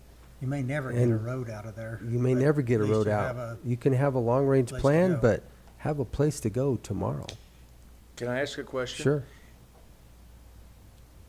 Would BLM be willing to establish safe zones on BLM land? That's a conversation. That's Yeah. a Simply because, conversation with them. in other words, for us to go on private property and say, we're going to establish a safe zone here and to take out the vegetation, take out the sagebrush, put culverts in so we can get to it across the various arroyos. If BLM can do that, we don't have to deal with private property owners. Yeah, you know, I've never seen BLM do that on behalf of a HOA. I mean, it's something that the HOAs really need to talk about with the county and emergency services. We can talk further on that, but I am not gonna be responsible, no offense, to No, no. maintain a safe No. zone for an HOA. Yeah, let me just It's say too one. much liability. Let me just say one thing, because it keeps popping up over and over again. We are not an HOA. Let's be very, very clear, in every sense of the word. I don't know which joker back in 1998 named us CMR HOA Incorporated, but just because it's in our name, we're not an HOA. We are a not-profit corporation. We are there for road maintenance and fire mitigation. We're not an HOA. So when people keep coming to me and saying the HOA this, if we're an HOA, we're supposed to have, just saying, tennis courts, a little golf course, fields, you know, park. We don't have any of that. That would be the safe zone. So for other HOAs, they have those common area interest areas, and so they have those as safe zones. Those are, you know, pretty much just fields of grass and whatnot. We have zero of that. So that's when you were asking me about the safe zones. We spotted that 4 or 5 months ago on our website, and I said, they put the safe zones right on 3 people's property without their knowing it. You can't do it, and it's all sagebrush and trees. It's got, come on, guys. Somebody wanted to be able to say to somebody like you, yes, we have a safe zone. We don't have a safe zone. I'm a straight shooter. We don't have one. Okay. From that, on that side of the on the other side, we do. On the west side of Cedar Mesa, but on the east side, we don't. So are there Okay. any lots for sale on the bottom end there? You can't build, you can't do anything with them. They're arroyo, they're ditches. I mean, it's just craggy. We would have to bring in earth moving equipment if we Well, bought there's that some to of those flatten them places out. in that flat down there that would be big enough for, That's And I Mud don't Creek. think we can solve Yeah. this Yeah, problem we are today, fine. so I'm gonna go ahead and move on. Thank I you. appreciate the conversation. I think the BLM is open to thoughts and ideas, and, you know, this was just a conversation. We can't, again, solve anything. It's a brainstorming event, so, I think, you know, you've got options. I think you do have options. I would work within them and work within your people as hard as you can, because they're the ones that live there, and they need to try and tackle it. Thank So, you very much for all You your bet. time. Thank you, guys. Thank you. Connie, since you're here, do you have anything else? I'm assuming no. For the BLM? Yeah. Or for this? For the BLM. You know what, I'd have Ray come up, Ray O'Neill, our. Thank you, guys. The Ancients Monument Manager, he probably has more of an update than I do today. So I think I've talked enough, I'll just let Ray talk, I think you're a little bit behind schedule. So I don't have a lot of news to update the board on, but I know that Ray has some items he'd like to share this morning. Sure. Thank you for the opportunity to. Pull it a little closer. Thank you. The green light is now there we on. go. Thank you for the opportunity to meet with you. I'm Ray O'Neill. I'm the monument manager. Canyons of the Ancients, met with you once before a few months ago. I've been here for about 6 months. I just have a few things. I thought I would mention that our Visitor Center and Museum continues to be open 3 days a week, Thursday through Saturday, and we're going to add Wednesdays here in the next few weeks or so. Our bookstore sales area has been vacant for a couple of years. We're excited to announce that the Glen Canyon Conservancy is going to be partnering with us. We have a signed agreement, and we're going to begin operating our book sales area again here sometime soon. We also have a special exhibit in place at the museum and visitor center celebrating the 50th anniversary of the Wild Horse and Burro Act, and thank you to the sheriff and the sheriff's department for partnering with us and having a special event on Thursday, September 2nd, 10 a.m. Going to bring up the mounted patrol unit, and we're going to have a public event.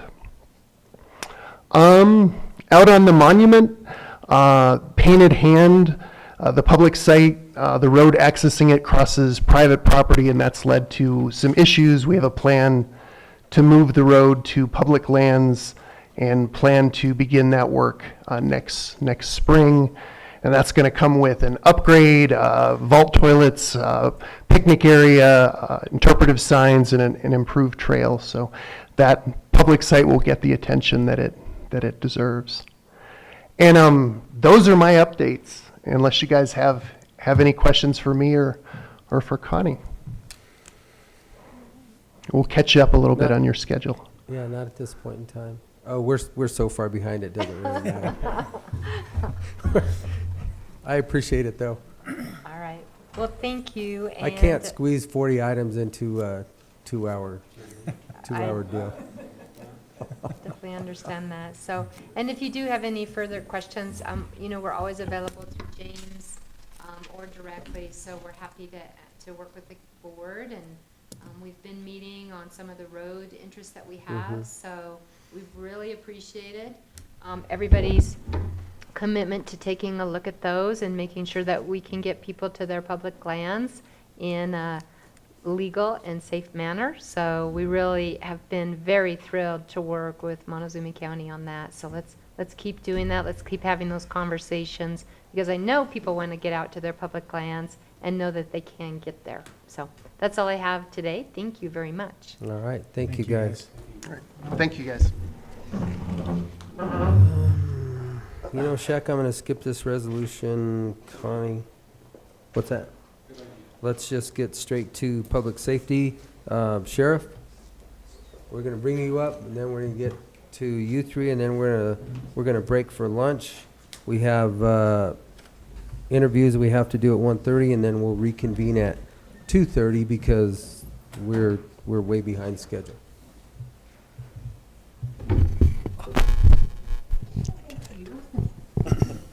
I'm learning. So we're going to be kind, and we're going to give you 3.5 minutes. Oh, wow. Thank you. Come in, we'll see you next month. Yeah, no kidding, right?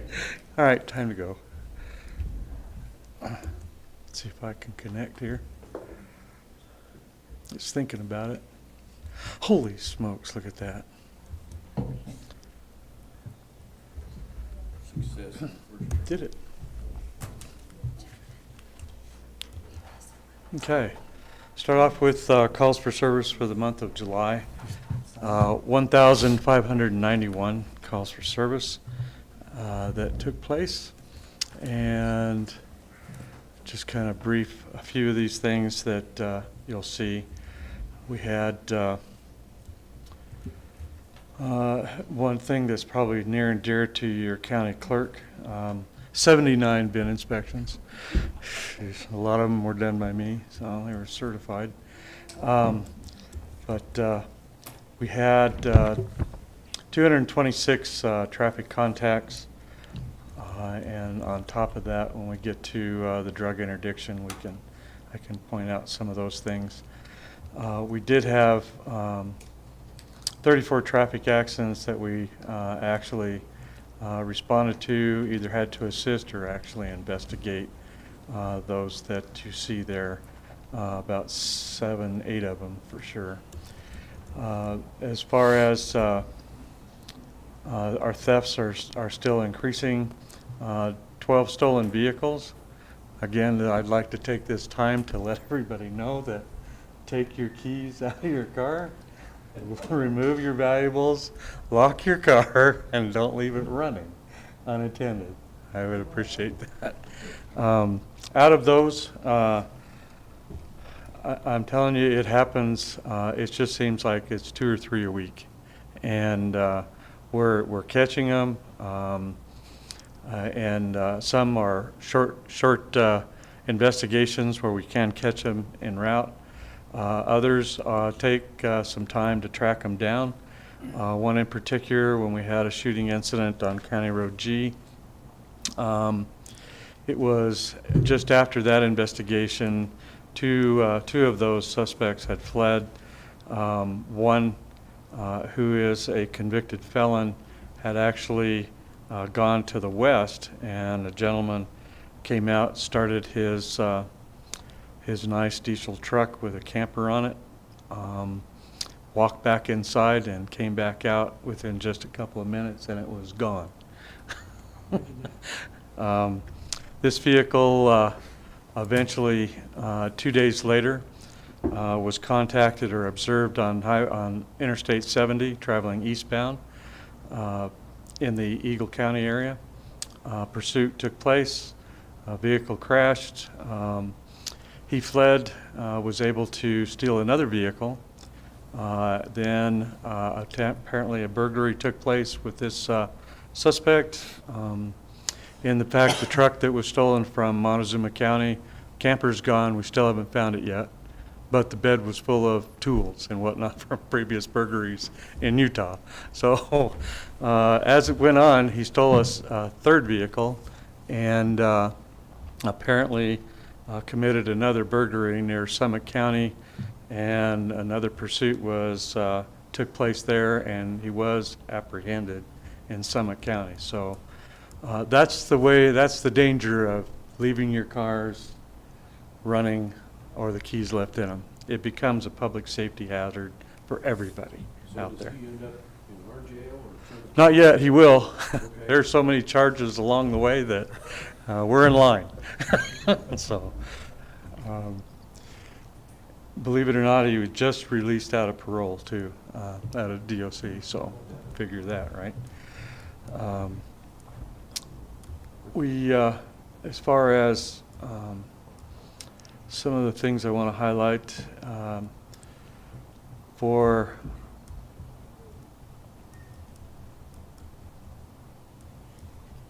disturbances and fights, those have increased. Livestock at large, we had 18 last month.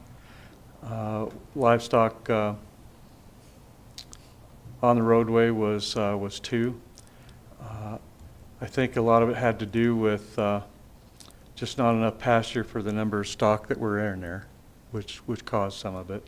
Those have been mitigated and addressed, and no longer a problem. We did have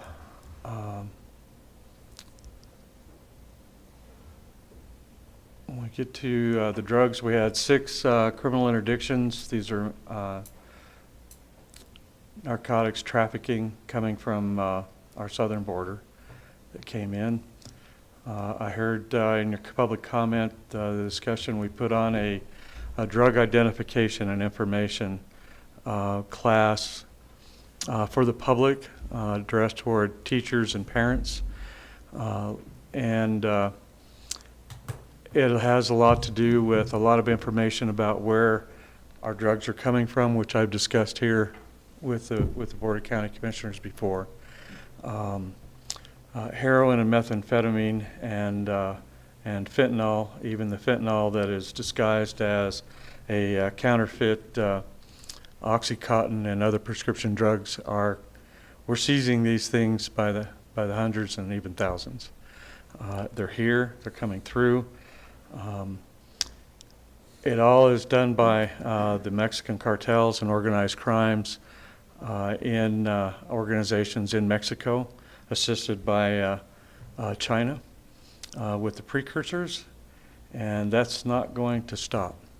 We'll even see now with the NAFTA, we'll more than likely start seeing a lot of drug trafficking coming from our very porous northern border of the United States out of Canada and coming down. Question real quick Mhm. for you and Spratly and Chief Balfour. The fentanyl coming across, you guys taking extra precautions when you approach these cars? and Trying to. These houses? Yeah. Because, I mean, there's been officers down and fire Exactly. down for just being in and around this. Exactly. Yep, exactly. That's why we've invested in a spectrometer also. When we see something, you don't handle it, it actually will read and tell you what that drug is. And most all of them that we've been encountering have been encased in some type of bags and whatnot, which helps, but you can identify it and see it. They come in a different rainbow colors. Green and blue seem to be the most definite ones that we've seen so far. But it's a major problem. But like in this education program that we gave to the public, is that so many of these homes where the narcotics are being used, both heroin and meth, as well as fentanyl, but we're starting to find the Narcan that's taped to the walls and doors and things like that, and I understand that they can get these things for free everywhere. I know. It's like, but we've used it a lot, and we have saved lives. I know that some people have been upset that we saved the lives of somebody that we've had problems with, but the thing is, though, is that it's really important to save these lives. The thing is that there are those that are unfamiliar with these drugs that are in close contact or proximity, that come in contact with it. Well, they're gonna build a resistance to Narcan eventually. Eventually. It's not gonna work. Exactly. And that's where I think your coroner could probably tell you. He's overworked now. Yeah, so it's a problem that it's not gonna go away. And I don't, education and along with trying to rehabilitate these that are addicted to these drugs, it's not going to help with the supply of the trafficking unless we can reduce the demand. And I don't see any reduction of the demand coming anytime soon, which is unfortunate. And so more lives are going to be lost, and it's very disturbing. It really is. As far as we continue here, we had 5 brush fires. Most of them were small in size or single trees. So the rains that we've had with our over the past couple of weeks has helped. We had a dry spell and a warm spell, but it looks like it's coming back again later this week and maybe for another week. So that's good. I did respond to see we had a structure fire on an abandoned home down in Lost Canyon this morning, just after midnight. So that's why I'm a little tired. So it's one of those things where we have a lot of homeless and transient that are coming through, and they'll pick these places. And more than likely, I don't know for sure, but I'm sure that's going to be probably the cause of the loss of that structure. One thing we've seen an increase in is, of course, dogs at large, and a lot of problems with dogs in the county. One of the things that we have is a problem is, of course, nuisance dogs, where they're barking all night long and things like that. It's a real hard to try and enforce anything like that because that isn't in our county ordinance, and we have to look at our state statutes for those noise complaints. We haven't been real successful in the courts with that. So it's one of those things that we're just having to work and educate with the dog owners themselves. We've issued several citations for harassing wildlife and livestock. We have not had any loss of livestock that I know of, but we have wildlife with dogs. And as far as down in McElmo Canyon, there has been a pack of dogs that have run together that has caused a lot of problems down there. And I've been working with BIA and the Ute tribe with that. And it sounds like they were pretty successful. I have not received any more communications or complaints with folks down there. A lot of the dogs have been trapped and removed and put up for adoption. I know that one that was pretty vicious was euthanized at the shelter. So we just don't know who those owners are. That's the problem with that. But it has worried livestock, but the owners of the livestock just don't want to take steps to, destroy the dog, which, a lot of people don't, and I understand that. But I would much rather have the pet owner be responsible with their dogs, and that's one of the messages that we've been going door to door down there and talking with people. So it is, I'm hoping that it's helped. Now that I just said it, probably will come back up again. I hope not. Oh, that's not yet. Sorry. For the jail, here we go. We have this is our jail transport report that shows in the month of July we've transported 12 adults, 2 juveniles, and total mileage that it was used 4,219 and 156 hours for deputies in transport mode. We've been extraditing quite a few out of New Mexico and Arizona back to Colorado for the crimes that they were charged with. We're starting to see an increase in juvenile issues, and now with some of the new statutes, it's going to be a lot more difficult to deal with the juveniles. More than likely are not going to be placed in any type of detention, which when you have no place to put them, it makes a problem for the families that just can't control them for whatever reason. This is the cost for our transports for the month of July. We have a total about we're just about, I looked at the figures from January to July. It's right around $3,000 to $4,000 so far. We have not had, thank goodness, any that have been really long distances. So that has helped in our transport costs. We're running about, right now, I think we have 75. And you can see here in the month of July, we had high points of even 92 on one day. That everything is starting to increase a little bit more. The courts are in session, a lot of remands to court, a lot of arrest warrants are being served now, which accounts for these high numbers so far in the month of July. Most are a PR type bond, so they're in for no more than or less than 48 hours, and they're released. This will show you what it looked like in the month of July, the number of arrests in a single day and the number of releases in a single day. So it's back and forth, up and down. I like the large numbers in the right column where it says released a lot better than the other ones that have to stay, which accounts for our numbers and cost.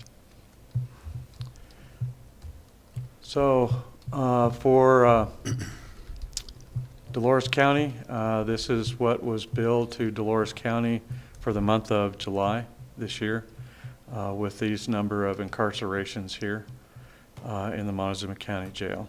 This was charged at $75 a day. And for the city of Cortez, for municipal arrests, this is what took place in the month of July. At $75 a day. how many days they were there, and the total cost that they were billed for. Department of Corrections. We actually got rid of 5 this month out of this stack here that you see. But you know, having the number of days in there has really shortened, thank goodness. But at $75 a day is what we're billing, and you'll see what we're getting for 107 days is $8,025. So for our operational costs and what we've billed out, as you saw there, it definitely is not enough, but for the state charges and county charges, we had 2,527 days. If you look at the $75 per day inmate cost, that's just over $189,000.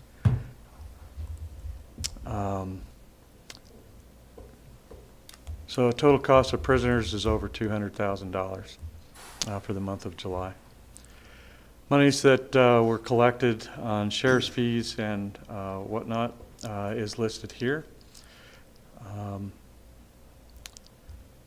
When booking fees, when that law comes into effect, we may be reduced in those booking fees because they'll reduce the $30 down to $10 on there.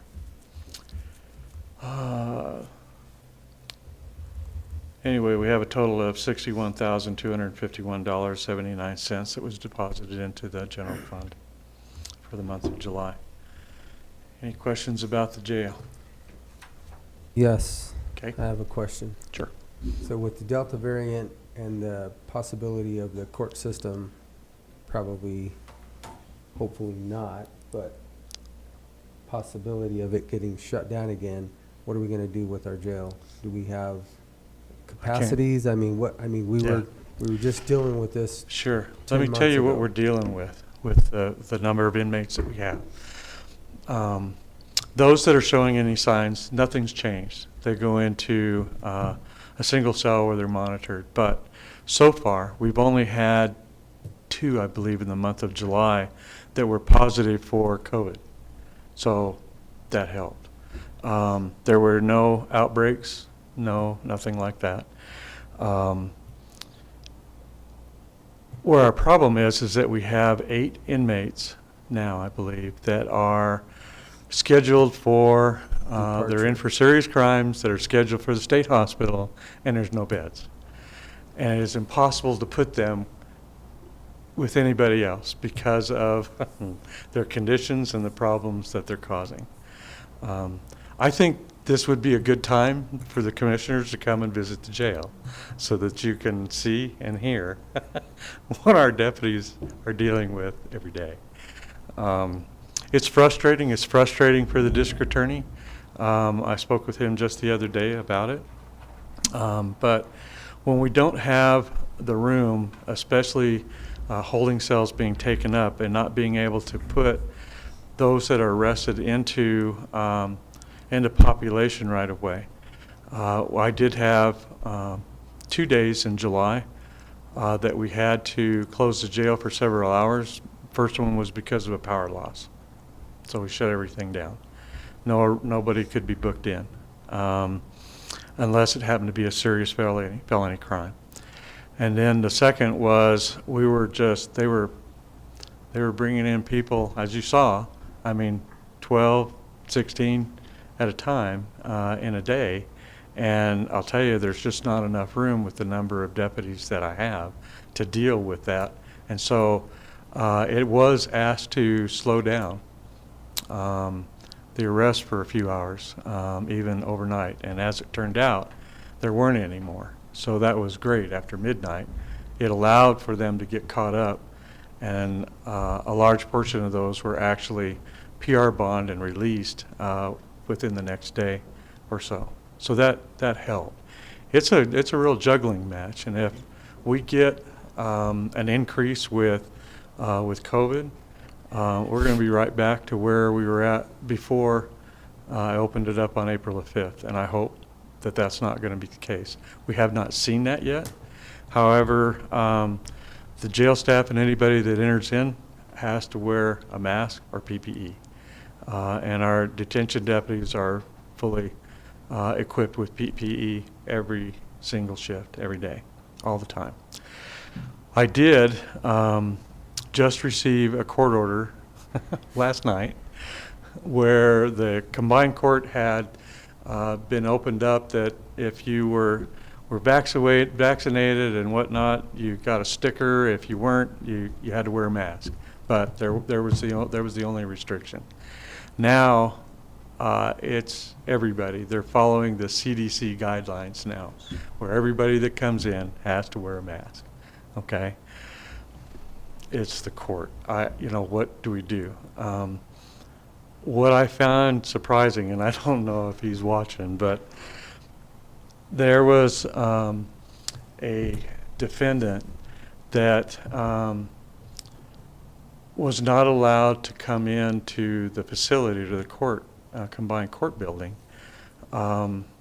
because the person apparently showed signs of sickness or illness for whatever it was.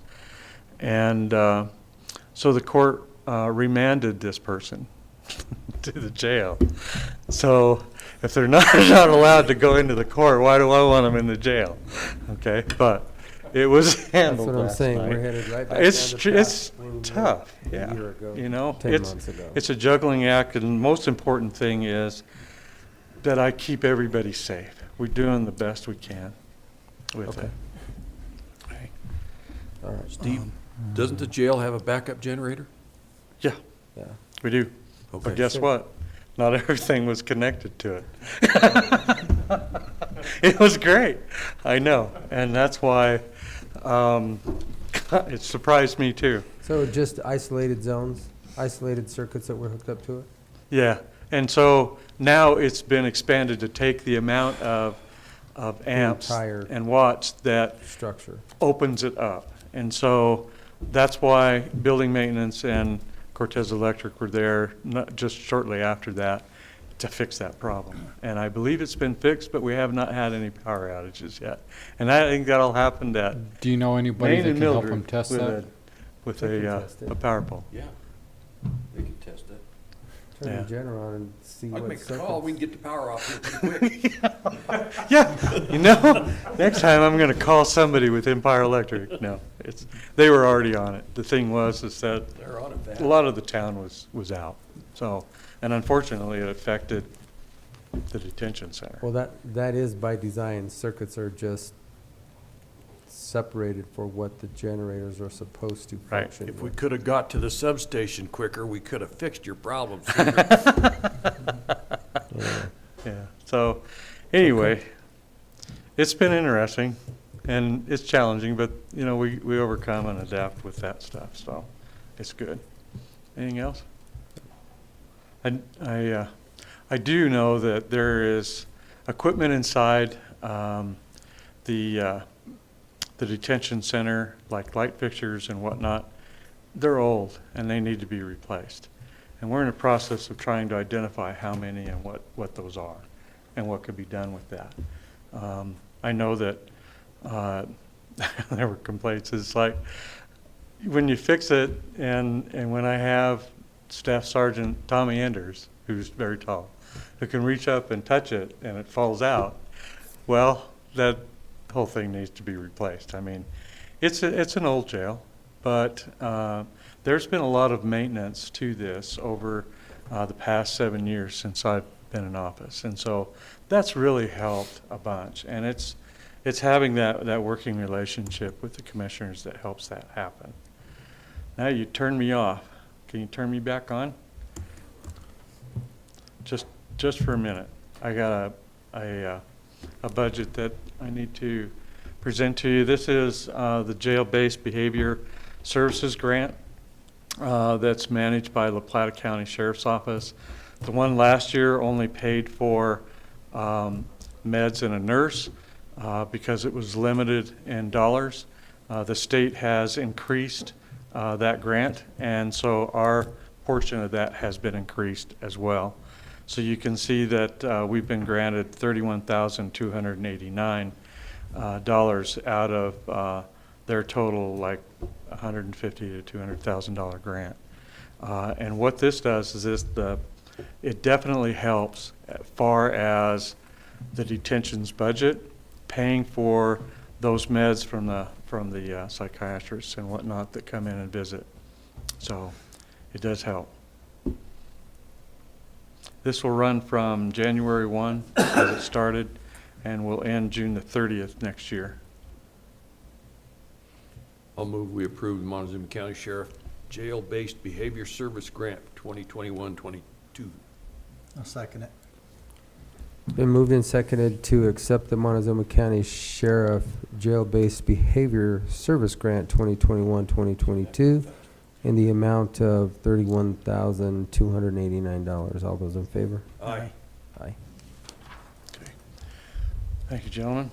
I don't have anything further, I don't think. Okay. Thank you. Well, Thanks. Mr. Spratland, I'm going to put you off until after lunch. Oh, Mr. man. Balfour, That's gonna be you're mad. still here in the audience. I'll bring you forward because I'm going to have to adjust the schedule. No, you're fine. I just letting everybody know that this is getting adjusted because of our afternoon. So, Mr. Spratland's here in the building, and I can capture him at any time. I'll let you emergency guys get back out there.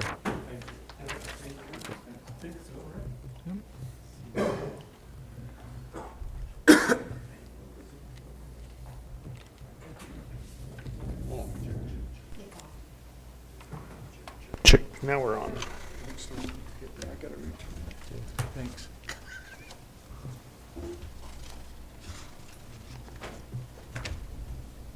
First up, I'll keep, first off, thank you for allowing me to be here, and I'll keep it short and sweet. Calls for service in the month of August totaled, or month of July, pardon me, totaled 250 in July. From January 1st through August 11th, 871 calls for service. As you can see, 469 of those were fire, 1402 EMS. Jump down to the mutual aid, 6 mutual aid given and 6 received, so evening up there. And overlapping call volume, 33.3%. So we're still running a number of calls where we've got both units tied up. Last night we ended up with 4 going at the same time, so that kept us all busy. The engine, the rescue, myself, and Chief Borden.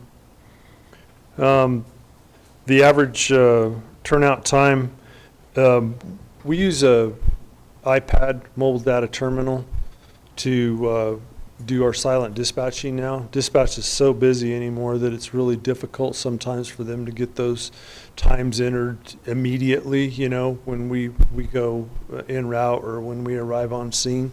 So any delay can skew that response time considerably. And so we use a lot of silent dispatching where we can put ourselves on scene, because as Kent and Jim, you guys are aware, it's from the time you're dispatched till you arrive on scene. Doesn't matter, you know, the en route. Obviously, when you get in the vehicle and start responding, is you're saving time. But the primary thing that ISO looks at and other organizations that monitor that are the dispatch and on-scene arrival time. And then you can see our average time on scene, 22 minutes, 27 seconds. That started to decrease a little bit as our calls have increased, because we're obviously needing to get those calls wrapped up quicker and get on to the next one. Mr. Powers, do you have the sheet that I emailed you available? Cool, thank you. So the Cortez Fire Protection District utilizes a community risk reduction concept, and where the community risk reduction identification and prioritization of risks, threats, and hazards, followed by implementation and evaluation of the strategies to lessen their impact.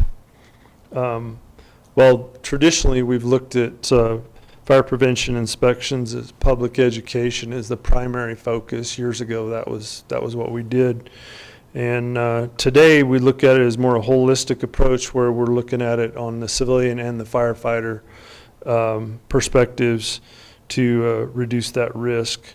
So we utilize or have implemented a smoke and carbon monoxide alarm installation and handout program. We prefer to install because we're much more effective that way. That way, if we hand it out to somebody, we don't go back 3, 6 months, 2 years later and find it in the package on the shelf. That has actually occurred where we went back.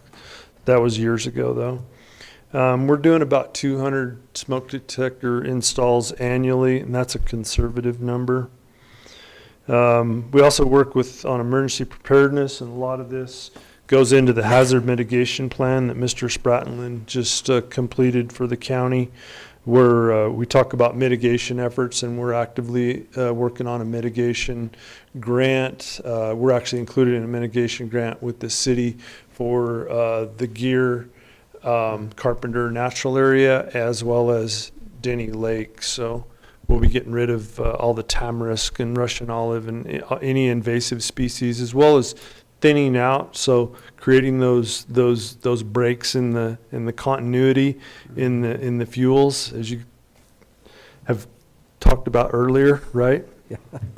By the way, mitigation is the number one most important thing that we can do and educate our community on, because if we can keep the fires from getting big, they stay single tree, or keep them from becoming a wind-driven fire, then the escape routes and all of that become a moot point, quite frankly.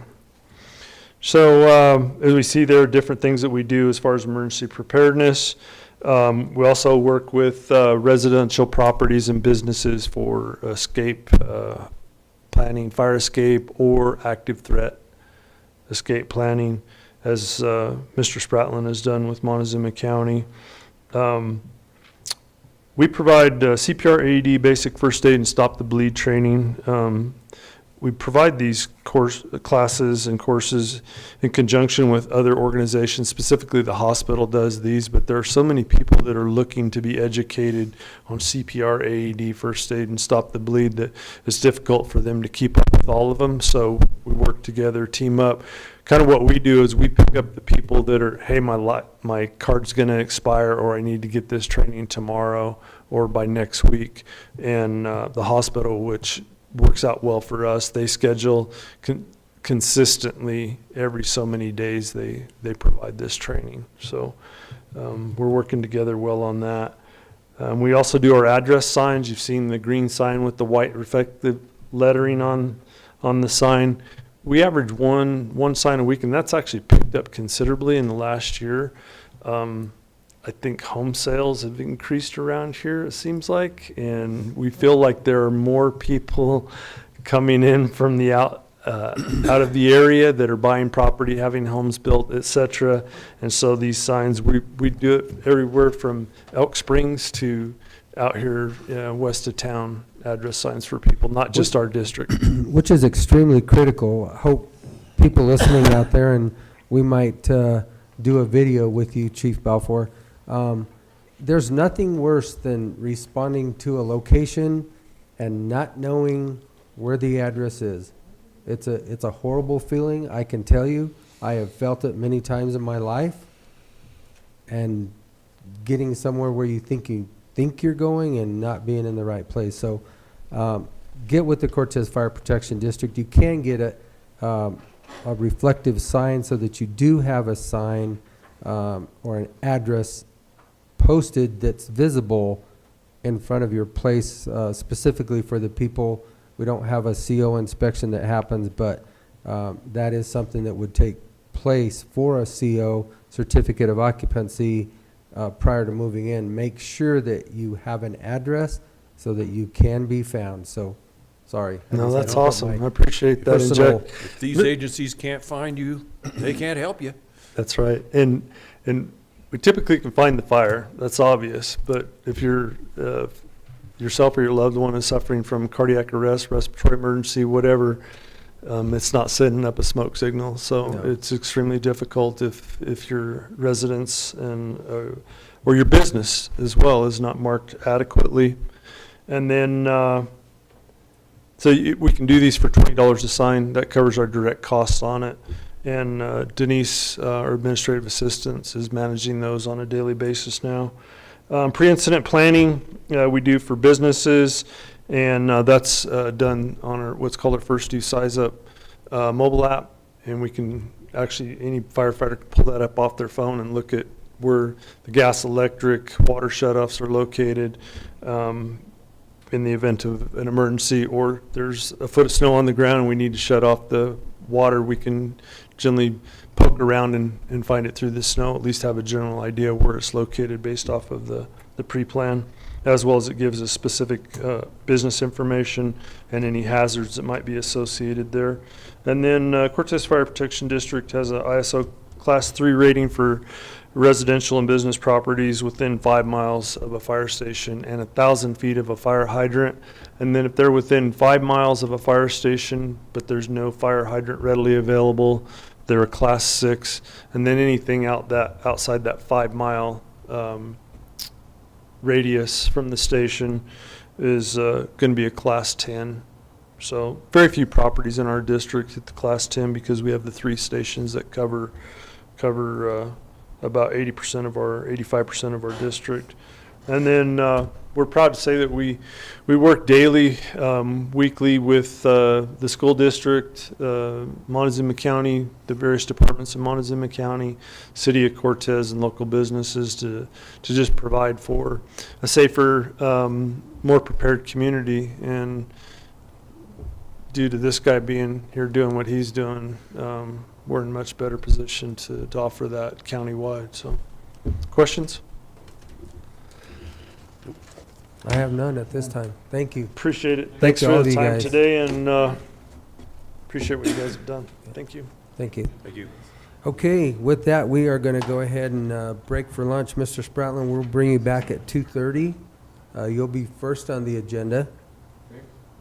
And then we will continue on with the rest of our agenda at that point in time. So at this point in time, we are going to break for lunch. Thank you all.